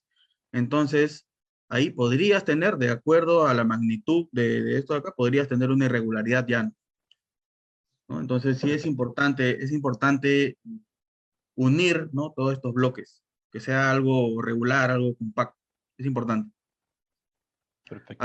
A los desplazamientos, no necesariamente, no necesariamente. Indirectamente sí, ¿no? Porque imaginemos que esto tenga torsión, seguramente vas a tener desplazamientos excesivos en esta zona. A ver, vamos continuando. Creo que estamos bien con la hora, ¿no? Sí, estamos todavía con tiempo. Ok, entonces, bueno, esto ya lo habíamos comentado un poco al inicio. Las fallas, hablábamos de las irregularidades por piso blando, ¿no? Estas son las fallas ocasionadas por efectos de piso blando o por ese cambio de rigideces que tenemos, ¿no? Sumado a que de repente tenemos acá columnas bastante esbeltas, bastante pequeñas, entonces lo que se ocasiona es esto, que bueno, al igual que esto de acá, esto ya no tiene solución, ya esta edificación se tiene que demoler, ¿no? Esto ya no hay forma de rehabilitar esto de acá. Esto simplemente tiene que entrar a demolición. ¿Ya? Es por eso que hablábamos de dos principales fallas con respecto a las irregularidades. Las otras son importantes, sí, pero no resultan ser tan perjudiciales eh, teniendo en cuenta la integridad de la estructura, ¿no? Pero de todas maneras se tienen que atender. Otra vez esto, ¿no? Las fallas por piso blando. Tenemos estacionamientos en el primer nivel, tenemos comercios en el primer nivel, tenemos ningún muro en el primer nivel, de repente en un sentido sí, pero en el otro sentido transversal no. Entonces, lo que ocasiona, lo que tenemos es esto. Si no me equivoco, esto también es del sismo del 2007 ocasionado en Pisco. E incluso esto salió en un reportaje que esto iba a ser destinado para un hotel que prácticamente tenía unos cuantos años nada más de construido. Es una edificación relativamente nueva, ¿no? Sin embargo, el sismo no perdona, ¿no? El sismo, si es que el sismo en realidad va a evidenciar todas las fallas que tiene la estructura. Entonces, lamentablemente, los grandes laboratorios que tenemos son los sismos, ¿no? Cuando venga un sismo, realmente vamos a poder ver todos los errores que hemos cometido con respecto a la construcción. Yo sé que muchas veces esto se menosprecia porque sí, te dicen, no, mi vecino ha construido 6 pisos en albañilería y no pasa nada. Ha construido 7 pisos en albañilería y no pasa nada. Los ingenieros están por demás, las personas que diseñan están por demás, ¿no? Sin embargo, cada especialidad, ¿no? Cada profesión tiene tiene su razón de ser, ¿no? Entonces, un mal diseño puede ocasionar esto de acá, ¿no? O la autoconstrucción Cristian, puede ocasionar esto de acá. Ujú, sí. una pregunta en el chat. ¿Qué sucede cuando los pisos primeros tienen alturas mayores a las de los segundo, tercero y sucesivos pisos? ¿Qué Claro, podría pasar? Podría pasar. podrías, podrías tener un exceso de derivas, podrías tener un exceso de derivas. Normalmente el primer piso lo hacen alto, ¿no? Lo hacen alto, de repente de 3 metros, 3,5 metros, ¿no? Entonces podrías tener un exceso de derivas, pero mire, uno puede tener un primer piso alto, ¿ya? Pero si es que tú controlas adecuadamente las derivas con un correcto diseño, no debería pasar nada, ¿no? Podrías colocar, rigidizarlo con muros o con pórticos con un diseño adecuado, no debería pasar nada, ¿no? Pero sí, efectivamente acá podrías tener un exceso de derivas.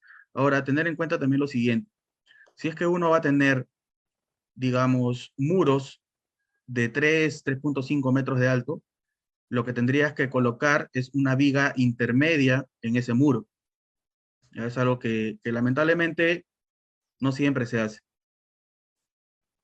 Tienen muros muy altos en el primer nivel, hasta 3,5 de repente, ¿no? Entonces, estos muros de acá están confinados por columnetas y vigas. Sin embargo, al ser tan alto, ya lo que se te tiene que hacer es colocar una viga intermedia, ¿no? De tal manera que cortarlo en paños, ¿no? Esto es importante, esto es algo que se tiene que hacer. Es por eso que a veces los cercos, ¿no?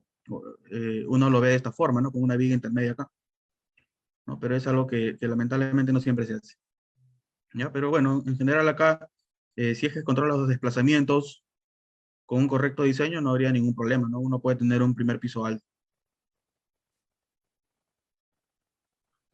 ¿Alguna otra consulta? Sí, acá hay una. Ujú, Bueno, nos comenta una persona que es de Villa El Salvador. ujú. Muchas de las construcciones se diseñan bajo el sistema de pórticos, pero al momento de construir se juntan los muros con las columnas y vigas y terminan pareciéndose a la albañilería confinada. En ese caso, ¿qué función cumplen las zapatas?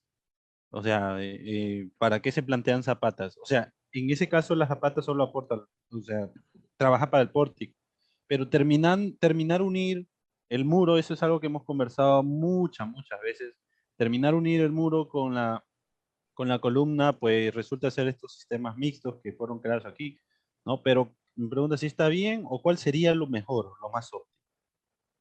Claro, hay una realidad nacional, ¿no? Que siempre lo conversamos con Rinaldo, que es una constante, ¿no?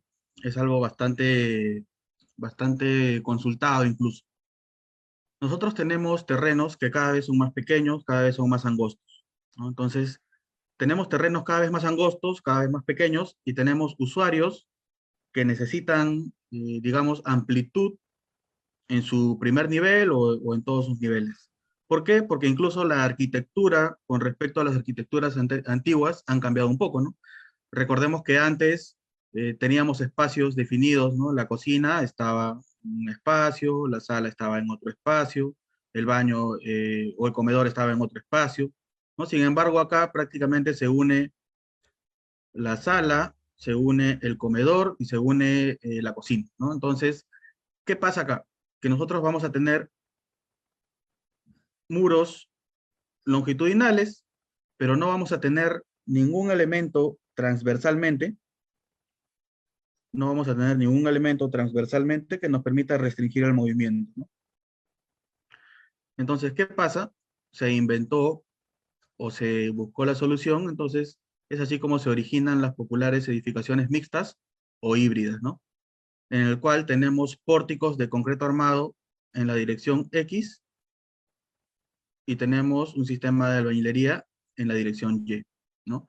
Son dos sistemas mezclados, ¿no? Por eso que le llaman sistemas híbridos o mixtos. No están normados, no están, digamos, estudiados a profundidad. Sin embargo, la realidad nos dice que es algo que existe, ¿no? Entonces, hay una incertidumbre acá. Las columnas, al ser un sistema porticado transversalmente, suelen ser bastante robustas. Al ser bastante robustas y al acoplarlos con este sistema de albañilería, nada te quita que de repente, al ser esta columna muy rígida, la falla se ocasione justo en esa unión, ¿no? Que esta unión, esta interfaz no sea lo suficientemente resistente como para que esto pueda trabajar como albañilería longitudinalmente, ¿no? Entonces, lo que se podría hacer es considerar aporticado en su totalidad, tanto en X como en Y, y desacoplar todos estos muros, simplemente considerarlo como divisiones, ¿no? O, bueno, esto es una salida que a veces se hace, pero aún faltan ciertos estudios, de repente colocar mechas, ¿no? Pero esta es una realidad Eh, nacional. es una realidad y es un tanto peligroso diseñar de esta forma porque en realidad no existe norma que lo regule, ¿no? Así es. Entonces, hay una falta de investigación en qué ocurre entre la interacción columna muy rígida y tabique, o bueno, en este caso muro, ¿no? En ese caso, mira, yo siempre sugiero y siempre lo conversamos, ¿no? Para todos aquellos que tienen esas dudas. En este caso, convendría ya desde el diseño incluir placa, cosa que si falla el acople, tengas respaldo de la placa, porque en el momento en que falle el acople, se desactiva el sistema de rigidez. Ya no hay nadie quien rigidice esa zona, ¿no? Podría ser una buena opción desde el diseño ya incorporar algunas placas en esa dirección, a pesar de que puedas considerar el muro como aportante de rigidez, ¿no? Y en la otra dirección también. Entonces, si vamos ahí, ya vamos mejor y lo diseñamos como dual. El dual sí está normado, ¿no? Placas y Mejor. pórticos, ¿no? Ujú, es mucho mejor. ujú. Entonces, esa es un poquito las preguntas, la incertidumbre siempre que hay, ¿no? Entonces, en los colegios, dicen en el chat, en los colegios utilizan pórtico en un sentido y albañilería en el otro. los colegios tienden a tener muchas fallas sísmicas, ¿eh? Muchas fallas sísmicas por columna corta, además, por las ventanas las hacen altas, no desacoplan los alféizar, muchas fallas estructurales, ¿no? Que esto ya viene desde el diseño, el error, el criterio desde el diseño, ¿no? Y eso podríamos tocarlo en Los otro. colegios seguramente son de las edificaciones más vulnerables. Correcto. Hola, hola. ¿Cómo desacoplo, me dicen, estos muros? ¿Cómo los llevo a desacoplar? Si el muro va a caer solito, se puede caer, se puede volcar, se puede caer. Es que Entonces, se tiene que colocar columnetas, ¿no? Si es que uno hace un sistema porticado o dual, tienes que colocar columnetas que eviten el volcamiento de estos muros, ¿no? Y bueno, lógicamente con su respectiva junta, ¿no? Una junta elástica, ¿no? Que sirva de separación entre el sistema principal, que podría ser el aporticado o el dual, con este sistema que solamente te sirve como división. Pero bueno, perfecto. es una realidad que debería incluso ya empezar a normarse, ¿no? Porque es común, es típico verlo en las calles. Correcto. Muy bien, continuamos entonces. Ok, ok, entonces estábamos viendo las fallas por efectos de piso blando, todos los problemas que nos pueden acarrear. Bueno, estas fallas, a continuación, estas fallas no necesariamente son irregularidades, ¿no? Que hemos comentado hace un momento, pero de alguna forma van de la mano, ¿no? Pero es necesario también que las tengan en cuenta. Son fallas típicas que nosotros podemos verificar, ¿no? Falla por exceso de derivas, bueno, está directamente relacionado por la falla por piso blando, ¿no? Nosotros tenemos en la parte superior sistemas muy rígidos, en la parte inferior sistemas muy poco rígidos. Hay un exceso de derivas, un exceso de desplazamiento en la parte inferior. Entonces, esto definitivamente va a colapsar. Esto es lo que habíamos visto hace un momento. Ahora, hablábamos, o Reinaldo nos hablaba con respecto a una consulta que hacían sobre los colegios. Probablemente los colegios sean de las estructuras más vulnerables que tengamos. ¿Por qué? Porque tenemos lo siguiente. Tenemos en la zona superior, tenemos ventanas bastante grandes, ¿no? Estas ventanas ocasionan un efecto que se llama efecto de columna corta, en la cual, ante cargas sísmicas, este elemento de acá o esta porción de la columna recibe cargas cortantes tales que simplemente no lo resiste y pasa lo que vemos a continuación, ¿no? Entonces, me gustaría, acá hay un breve video también. Antiguamente, antiguamente o en la actualidad incluso se decía que es suficiente con aislar, ¿no? Ese muro con la columna, ¿no? Sin embargo, estudios en Japón en la actualidad incluso te dicen que ya no hay diseños para columna corta, ¿no? Que simplemente lo que se tendría que hacer es otra solución que ahorita vamos a chequear. Ahora, ¿por qué ellos llegan a esa conclusión? Este es un análisis en una mesa vibratoria bastante grande, ¿no? En Japón, en el cual están simulando un sismo que se sucedido en Kobe, ¿ya? Entonces, esto es lo que quiero mostrar. Tenemos una columna bastante robusta, ¿ya? Tenemos que está separado, un alféizar separado y esto está unido. Entonces, vamos a ver qué pasa, ¿no? Miren lo destructivo que puede ser un sismo, ¿no? Miren lo destructivo que puede ser un sismo. Y eso que acá estamos viendo una columna bastante robusta, ¿no? Bastante robusta, que nada que ver con lo que hemos visto hace un momento en los colegios, ¿no? Los colegios son columnas en realidad no muy grandes, ¿no? Pero miren lo que pasa. Miren lo que pasa. ¿Correcto? Entonces, ese es el problema que tenemos con respecto a las columnas cortas, ¿no? Ahora, ¿por qué sucede este tipo de fallas? Nosotros sabemos que una columna tiene una congestión de estribos en los extremos, ¿no?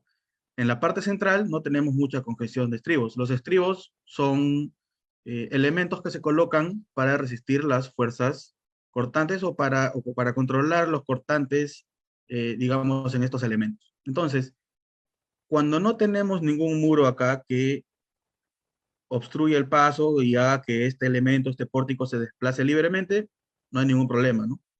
Acá hay cortantes en los extremos grandes, sí, pero son controlados por, digamos, estos estribos. Ahora, ¿qué pasa cuando nosotros colocamos un muro, un alféizar, a mitad de tramo o en el caso de las columnas, de las ventanas altas, lo colocamos por acá de repente, ¿no?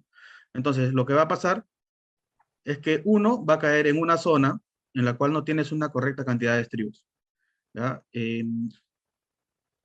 Antes se decía que había un diseño para columna corta en el cual uno colocaba una mayor cantidad de estribos en la zona donde va a haber columna corta. Incluso si es que uno revisa un poco el libro del ingeniero Roberto Morales Morales, va a verificar ahí, ¿no? Diseño por columna corta. Sin embargo, en estos casos lo ideal es colocar, si es que uno quisiera solucionar esto, realmente es colocar una especie de aletas de concreto, una especie de aletas de concreto. Esto sería una solución más viable que incluso aislar esto de acá, ¿no? Entonces, recordemos que el concreto soporta, digamos, buena cantidad de cortantes. Entonces, uno puede colocar aletas de concreto en esta zona como para controlar estas fuerzas cortantes excesivas que se ocasionan acá, ¿no? Mientras más corto sea esto, la fuerza cortante en esta zona va a ser mayor. Es por eso que en el video hemos visto la capacidad destructiva que puede tener, ¿no? Estos efectos por columna corta, ¿correcto?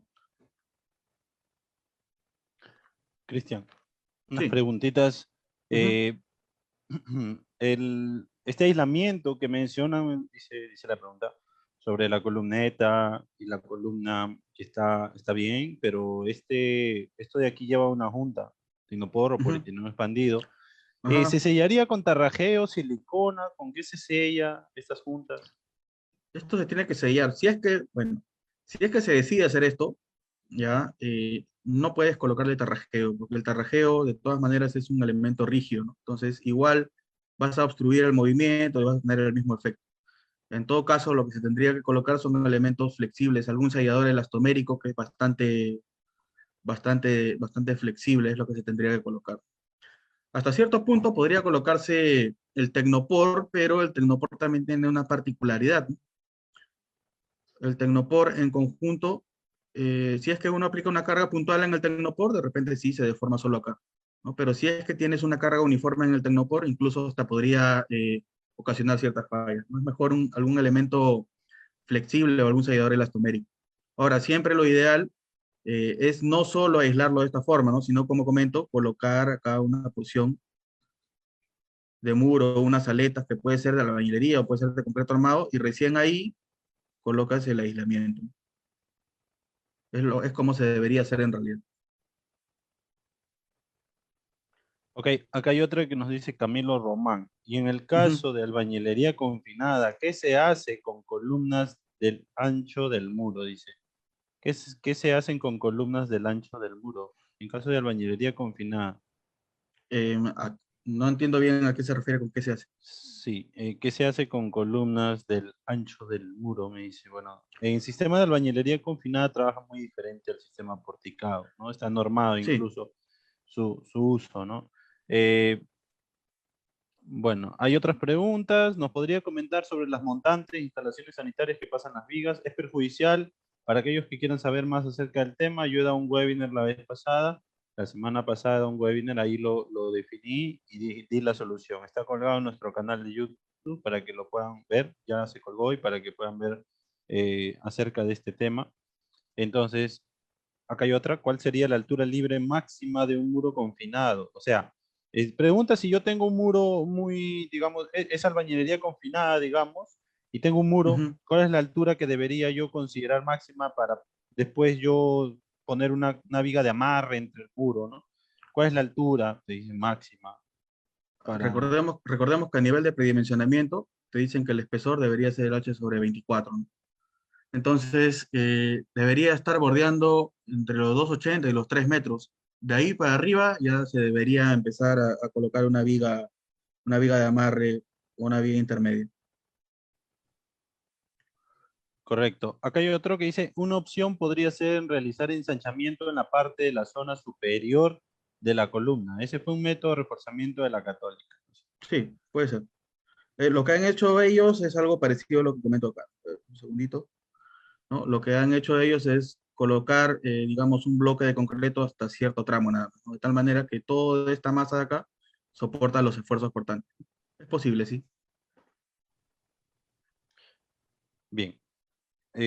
A ver, acá tengo algunas consultas más. Un segundo, quiero verlo en Facebook. Un segundo, en Facebook tengo algunas consultas más. Em, a ver, un segundito. Tengo varias, sino que estoy ordenándolo. Ok. Voy a ordenarlo y bueno, continuamos igual. Ya, Ahorita ok, lo pongo por acá. ok, ok, no hay problema. Bien, otra falla bastante típica. Bueno, hay fallas que sí se pueden solucionar y hay fallas que la solución ya es un poco más complicada o que incluso a veces no tiene solución, ¿no? Al menos por el momento. El tema del golpeteo o martilleo, ¿no? En este caso, tenemos edificaciones en las cuales no se ha considerado una correcta separación sísmica. Si es que uno sale a cualquier calle, en realidad vas a notar que todas las edificaciones, todas las viviendas están pegaditas, ¿no? Entonces, ¿qué problema puede pasar? ¿No? Entonces, ante algún evento sísmico, estas edificaciones lógicamente van a empezar a vibrar, a moverse, es la forma en la cual se disipa la energía. Pero ¿qué pasa cuando tenemos algunas edificaciones de distinta altura, en el cual de repente la losa de una de estas edificaciones cae justo por la zona central de repente de el entrepiso de una edificación colindante? Entonces va a empezar a golpetear en esta zona y lógicamente estas columnas no han sido diseñadas como para recibir este golpeteo, ¿no? Entonces esto pasa y puede generar eh, el colapso o vulnerabilidad o falla hasta cierto punto de estos elementos estructurales, ¿no? Entonces es importante colocar una junta sísmica. Hasta ciertos pisos, al menos en viviendas, lo que consideran de manera típica son 2 pulgadas, ¿no? O 5 centímetros. Sin embargo, si es que ya tenemos edificaciones más altas, ya se tiene que empezar a considerar juntas un poco más grandes, ¿no? De hecho, la norma nos dice que deberíamos considerar lo mínimo es 3 centímetros y de ahí deberíamos considerar 0,006 de la altura de tu edificación. Entonces, es lo que te indican o lo que te sugiere la norma con respecto a esto, ¿no? Pero de manera típica, al menos a nivel vivienda, que no suelen ser muy altas, lo que se considera es 2 pulgadas o 5 centímetros. ¿Bien?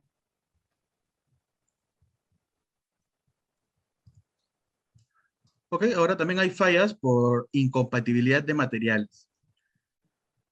¿A qué se refiere esto? Miren, pasa lo siguiente, ¿ya? Esto, hablando un poco sobre un problema que de repente eh, se tuvo que atender, ¿no?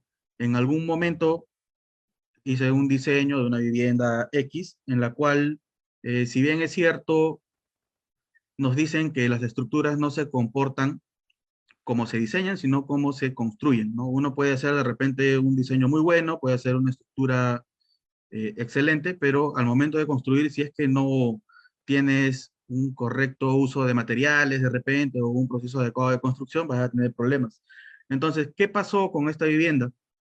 Esta vivienda teníamos en el primer nivel ladrillo de King Kong artesanal, por ejemplo, ¿no? En el segundo nivel, por quién sabe qué motivo, el maestro consideró que le debería colocar, y eso que eran muros portantes, ladrillo pandereta, ¿no?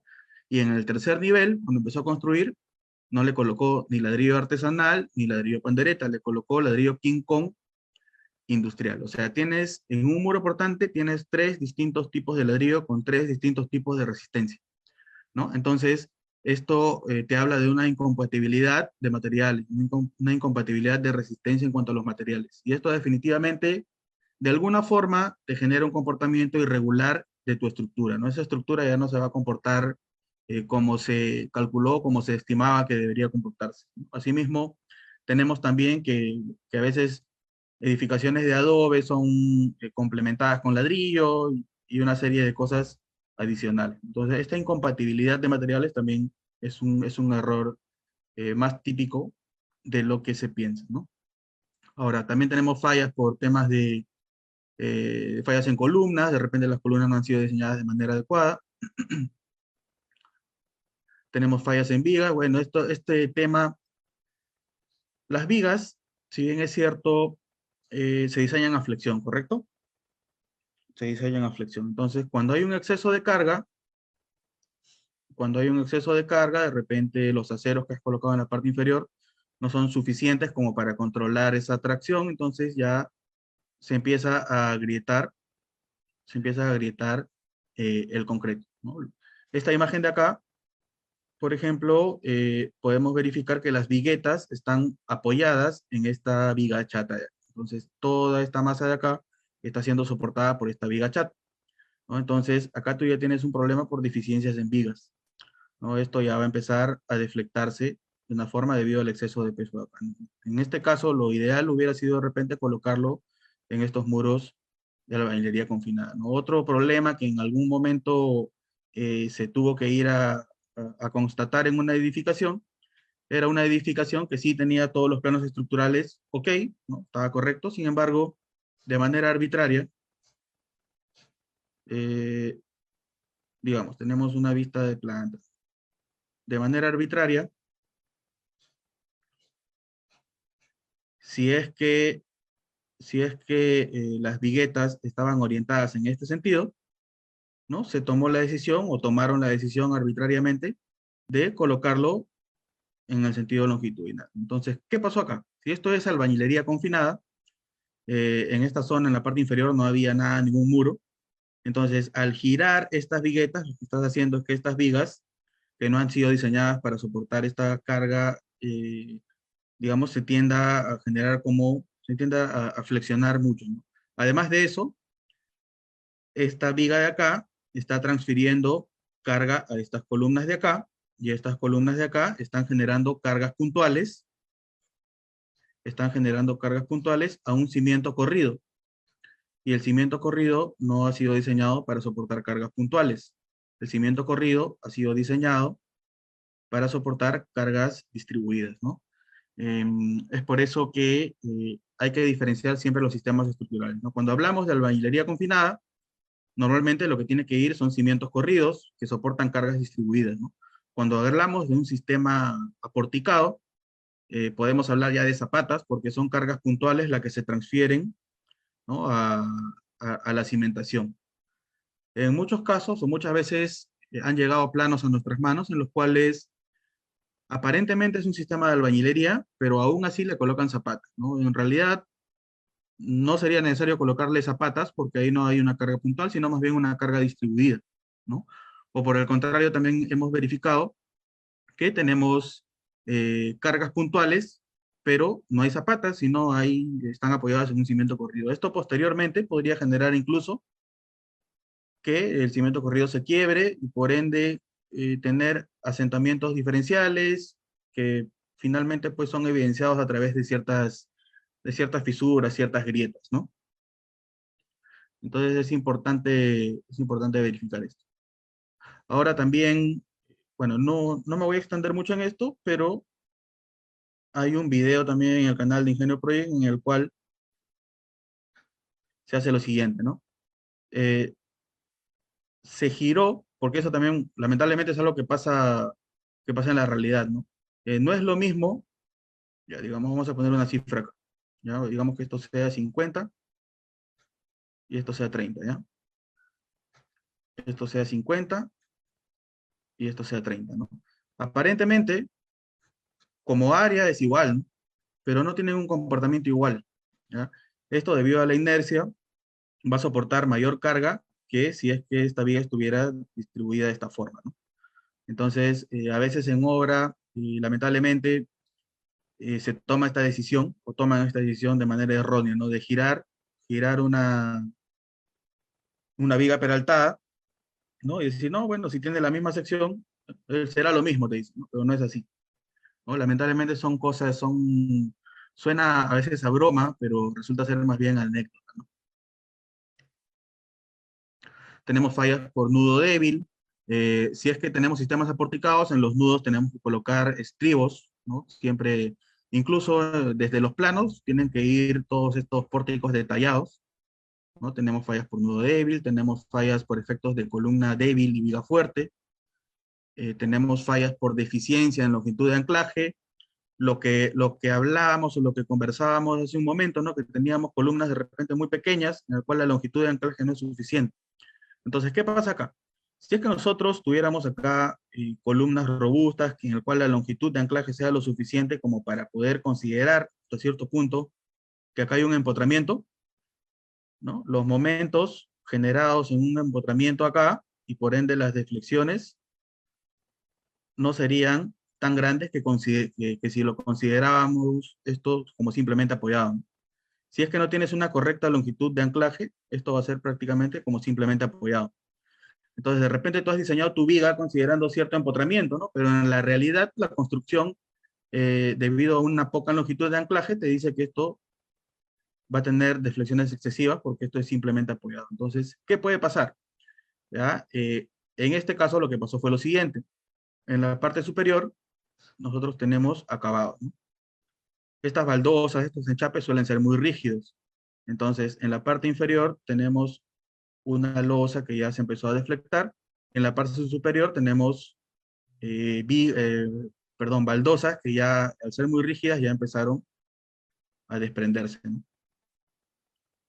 A veces las fallas se evidencian desde los acabados. Bien, ahora una reflexión antes de repente de algunas consultas que se pueda tener, ya para finalizar.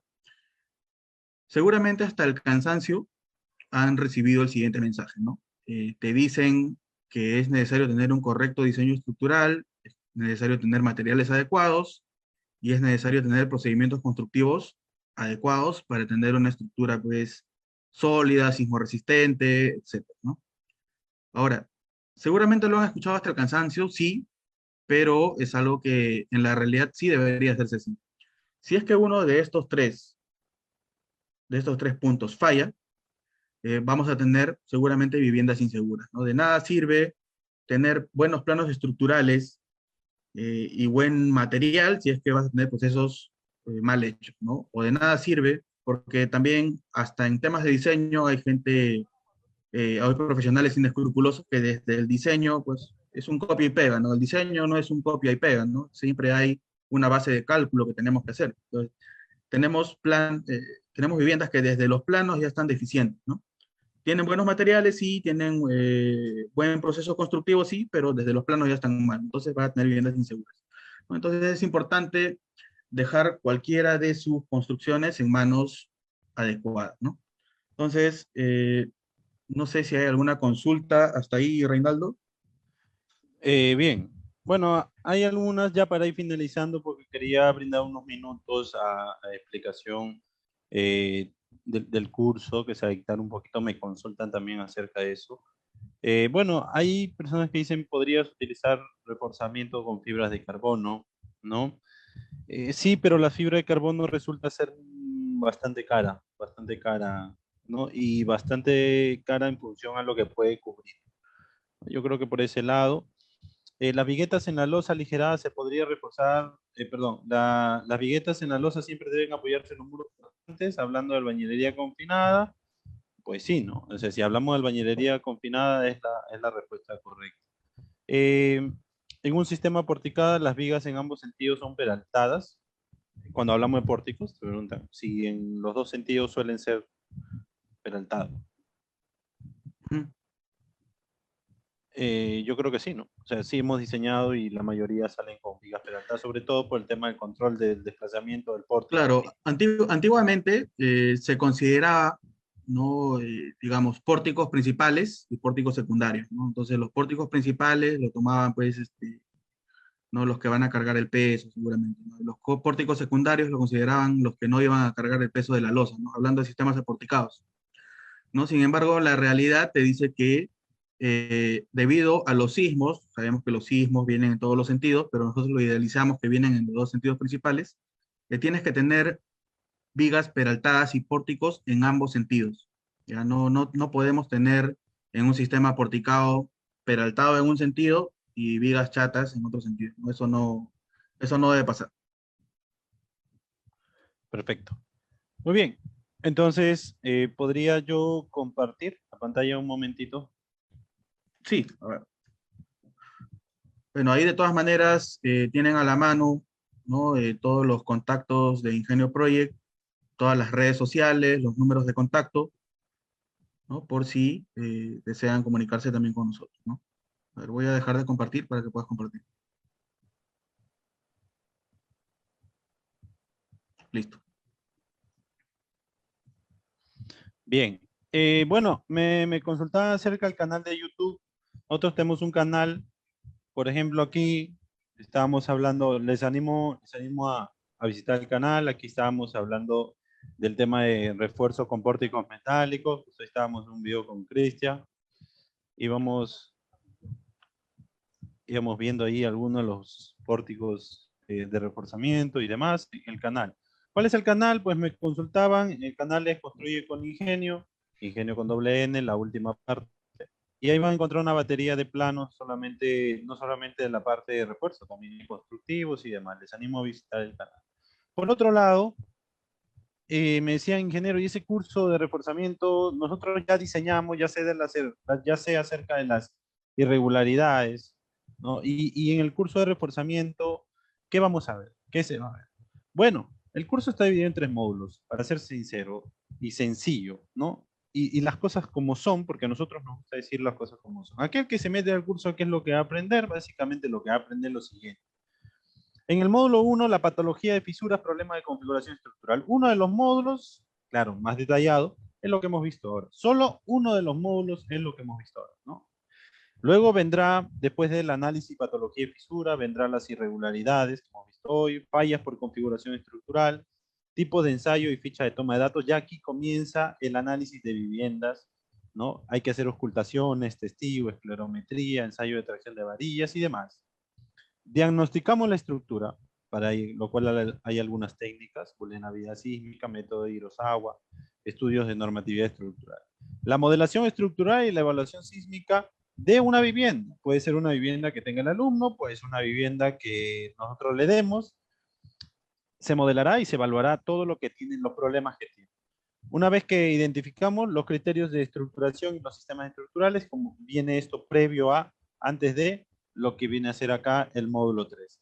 Método de reforzamiento de estructuras mediante el concreto armado, 10 horas, le hemos dedicado 10 horas al concreto armado, 5 horas más al refuerzo estructural con estructuras metálicas, finalmente una sesión 10 de una exposición final.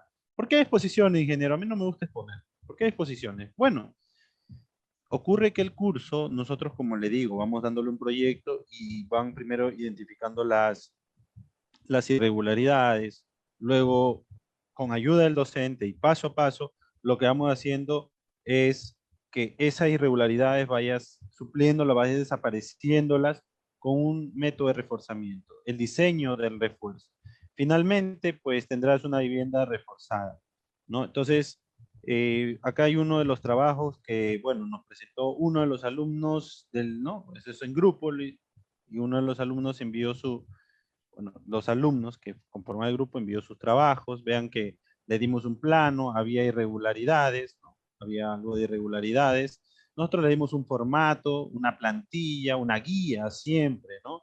Se hizo las irregularidades, se hizo su modelo de TAPS. También en el curso vamos a dar tutoriales de TAPS para los que no saben de TAPS. Eso no es un impedimento porque justo el alumno que está aquí es Samuel, ¿no? Nos brindó, él es arquitecto y no dominaba el ETAPS. Y miren, terminó haciendo un informe bastante completo, muy detallado, de verdad, muy detallado, un informe bastante completo. Este curso requiere de ciertas horas que ustedes pongan también de su parte para realmente aprender. No es un curso donde vengamos y pongamos simplemente una exposición, una clase grabada, uno lo ve y te dan su certificado. No es muy por ese lado. El alumno tiene que comprometerse para poder aprender, claro, en compañía del docente siempre, cualquier duda, y va a poder finalmente presentar, después de ¿no? Después de analizar y demás, eh, un procedimiento aquí como plano de reforzamiento de las columnas, ¿no? Y todo esto de aquí que finalmente, si logramos ver por acá, Samuel justo nos envió aquí su plano de reforzamiento, por ejemplo, ¿no? De todas las partes que se reforzó, los detalles del reforzamiento, ¿no? Cómo se va a colocar. Y bueno, finalmente este curso es de aplicación directa, es decir, un alumno sale del curso diseñando el plano de reforzamiento de una vivienda. Así que no es que teoría y nada más, porque no creo yo, como especialista en educación, de muchos años, incluyo con una maestría en educación, no creo yo en los métodos tradicionales que alguien lleva un curso, mira, allá aprendí. No, el curso se hace y haciendo se aprende. Y uno sale del curso diciendo yo aprendí, ¿no? Y para ello pues está el ingeniero Cristian Álvarez, como ya comenté, una ardua experiencia en todo lo que es estructuras metálicas, concreto armado, albañilería, dominio de software como el ETAPS, el SAP, el AutoCAD. Yo como director académico siempre dándole soporte en la parte de metodológica y demás. Igual soy ingeniero civil, gerente de Ingenio Project. Van a tener condiciones de certificación en base al trabajo que presenten, claro está. Y bueno, eh, quería invitar, quería invitar tengo en línea a Samuel. Samuel es un exalumno que también está en el webinar. Samuel es un exalumno del curso. Samuel, ¿estás en línea, por favor? Si me puedes escuchar, puedes activar tu micrófono. Ingeniero, ¿qué tal? Buenas noches. ¿Cómo estás, Samuel? Samuel ha sido un exalumno del curso. Pues, Samuel, cuéntame un poquito tu experiencia acerca de este curso para animar de repente a aquellas personas que todavía estén teniendo un poquito de dudas. Sí, ¿qué tal? Con mucho gusto. Para empezar, yo me matriculé, bueno, en base a dos cursos con ustedes, con el curso de reforzamiento estructural y el curso de predimensionamiento. Ambos cursos me ayudaron un montón, a pesar que yo tenía un poco de base, pero esto me ayuda mucho más a pisar tierra, por decirlo así. O sea, yo como egresado de arquitectura, al menos en la universidad, te dan bases muy simples, se podría decir, en temas estructurales, no profundizan mucho. Al llevar estos cursos ya uno profundiza mejor. ¿Y para qué? Al menos como arquitecto, puedes desarrollar tus proyectos mucho mejor. Ahora, no todo en la vida, bueno, no te va a caer un proyecto desde cero, o sea, diseñar desde cero, ¿no? Siempre te va a caer de repente un proyecto que ya está construido 2 pisos, 1 piso, 3 pisos y quieren ampliar. Y al menos en mi caso, por no tener tanto conocimiento como estructuras o temas de reforzamiento, me incliné a optar este curso porque aparte también me gusta el tema estructural y le tomé interés. Y al momento que empezaron las clases, todo, me pareció un excelente curso, ya dictado por el ingeniero Cristian, también por su parte, ingeniero Reinaldo, me ayudaron un montón. A pesar que no domino el tema del programa de TAPS, esto no fue impedimento, como usted menciona, porque ustedes nos dieron facilidades, ya sea por al menos algunos tutoriales adicionales de las clases que nos brindaba, y eran como si fueran horas extras de clase, ¿no? Muy aparte que también, a pesar que ustedes en el temario decían 3 horas, a veces se pasaba un poco más, media hora, hasta 1 hora, y en las exposiciones igual, nos tomaban consideraciones un montón. Y nada, que es un excelente curso que en verdad les invito, si no son especialmente ingeniería civil o estudiantes o profesionales de ingeniería civil, o ya sean de repente como arquitectura o de repente cursos de carreras técnicas, les invito porque en sí les va a ayudar un montón y les va a servir un montón como para su vida profesional. A mí me está ayudando bastante, tener un mejor conocimiento amplio en tema estructural y me gustaría seguir así formándome de esta forma. Muchas gracias. Perfecto, muchas gracias, Samuel. Entonces, te ayudó el curso, pudiste hacer tu reforzamiento, porque el plano que mostré era tuyo justamente de tu trabajo.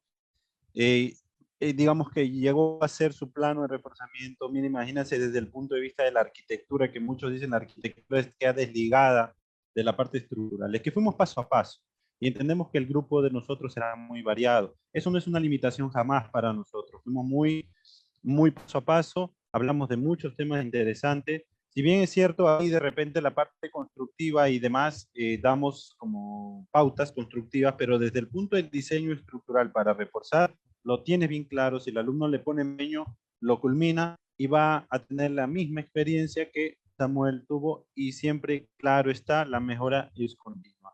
Muchas gracias, Samuel, por tus palabras. Tengo algunos comentarios. Para este curso es para ingenieros civiles que quieran ver el tema estructural al nivel de refuerzo, ¿ok? Es para arquitectos, estudiantes, como le digo, tenemos grupos muy variados y eso no es una limitación para nosotros. Yo como experto en metodologías educativas jamás ha sido para mí una limitación tener alumnos que de repente tienen una debilidad en el software, porque todo se aprende y yo estoy consciente y soy el pionero que dice que todo profesional tiene la capacidad de aprender. Así que todo se aprende. Entonces, cuando ustedes quieran, digamos ya, algunos veo que están interesados, ¿no? También se dicta el curso de predimensionamiento. Digamos que el de predimensionamiento va más orientado a la parte de iniciar una carrera en lo que es el tema estructural. En cambio, el tema de refuerzo va por un poquito más, digamos, vamos a decirle así, ya cuando alguien tiene un poquito de experiencia, de repente por la parte estructural o ha visto algo y quiere reforzar. No son un poquito temas separados, ¿ok? Pero ambos muy importantes. Aquí en el chat está enviándole el enlace del WhatsApp donde le podemos enviar el brochure y los costos y demás con mucho gusto. Está para lo que se da, el costo bastante accesible y no lo vean como un gasto. Véanlo como una inversión. Un conocimiento es la mejor inversión que ustedes pueden hacer, el mejor activo que tiene cada uno en su mente, sobre todo en estas épocas donde muchas personas están vulnerables al sismo, me están llamando, me están preguntando, ingeniero, dicen que va a venir un sismo, necesito reforzar. Tanto es así que a veces no tenemos mucha capacidad de tener toda la cantidad de clientes que nos llaman, ¿no? Y es por eso que hay un gran mercado potencial de este tema en actividad ya hablando laboralmente. Así que les va a ayudar muchísimo y además compartiremos experiencia porque entiendo que todos los que estamos en este grupo que conforman el curso son excelentes profesionales, no me queda la menor duda. ¿Ok? Muy bien. De tu parte, Cristian, ¿tienes algún comentario final? Sí, bueno, saludar a Samuel, que en realidad él puso bastante de su parte, siendo incluso, bueno, no siendo civil. El grupo que tuvimos anteriormente fue un grupo bastante variado, ¿no? Entonces, había ciertas déficits con respecto al uso de determinado software, pero eso en realidad nunca fue un impedimento. Entonces, se les habilitó alguna información extra como para que ellos puedan desarrollarse de una mejor manera, ¿no? Asimismo, siempre, bueno, nosotros en lo personal tratamos de hacer un seguimiento en la medida de lo posible de los alumnos como para que puedan, digamos, hacer todos sus proyectos de manera adecuada, ¿no? Solo invitarlos al curso, que está bastante interesante, van a aprender mucho, y también invitarlos al canal de Ingenio Project, ¿no? Correcto, gracias Cristian. ¿Podrías poner la diapositiva de las redes para que aquellos que no tienen muy claro aún cómo ubicarnos, porque no solamente dictamos este curso, dictamos varios, a veces lanzamos contenido gratuito también. En YouTube encuentran como Construye con Ingenio. En Facebook, en Instagram, Ingenio Project.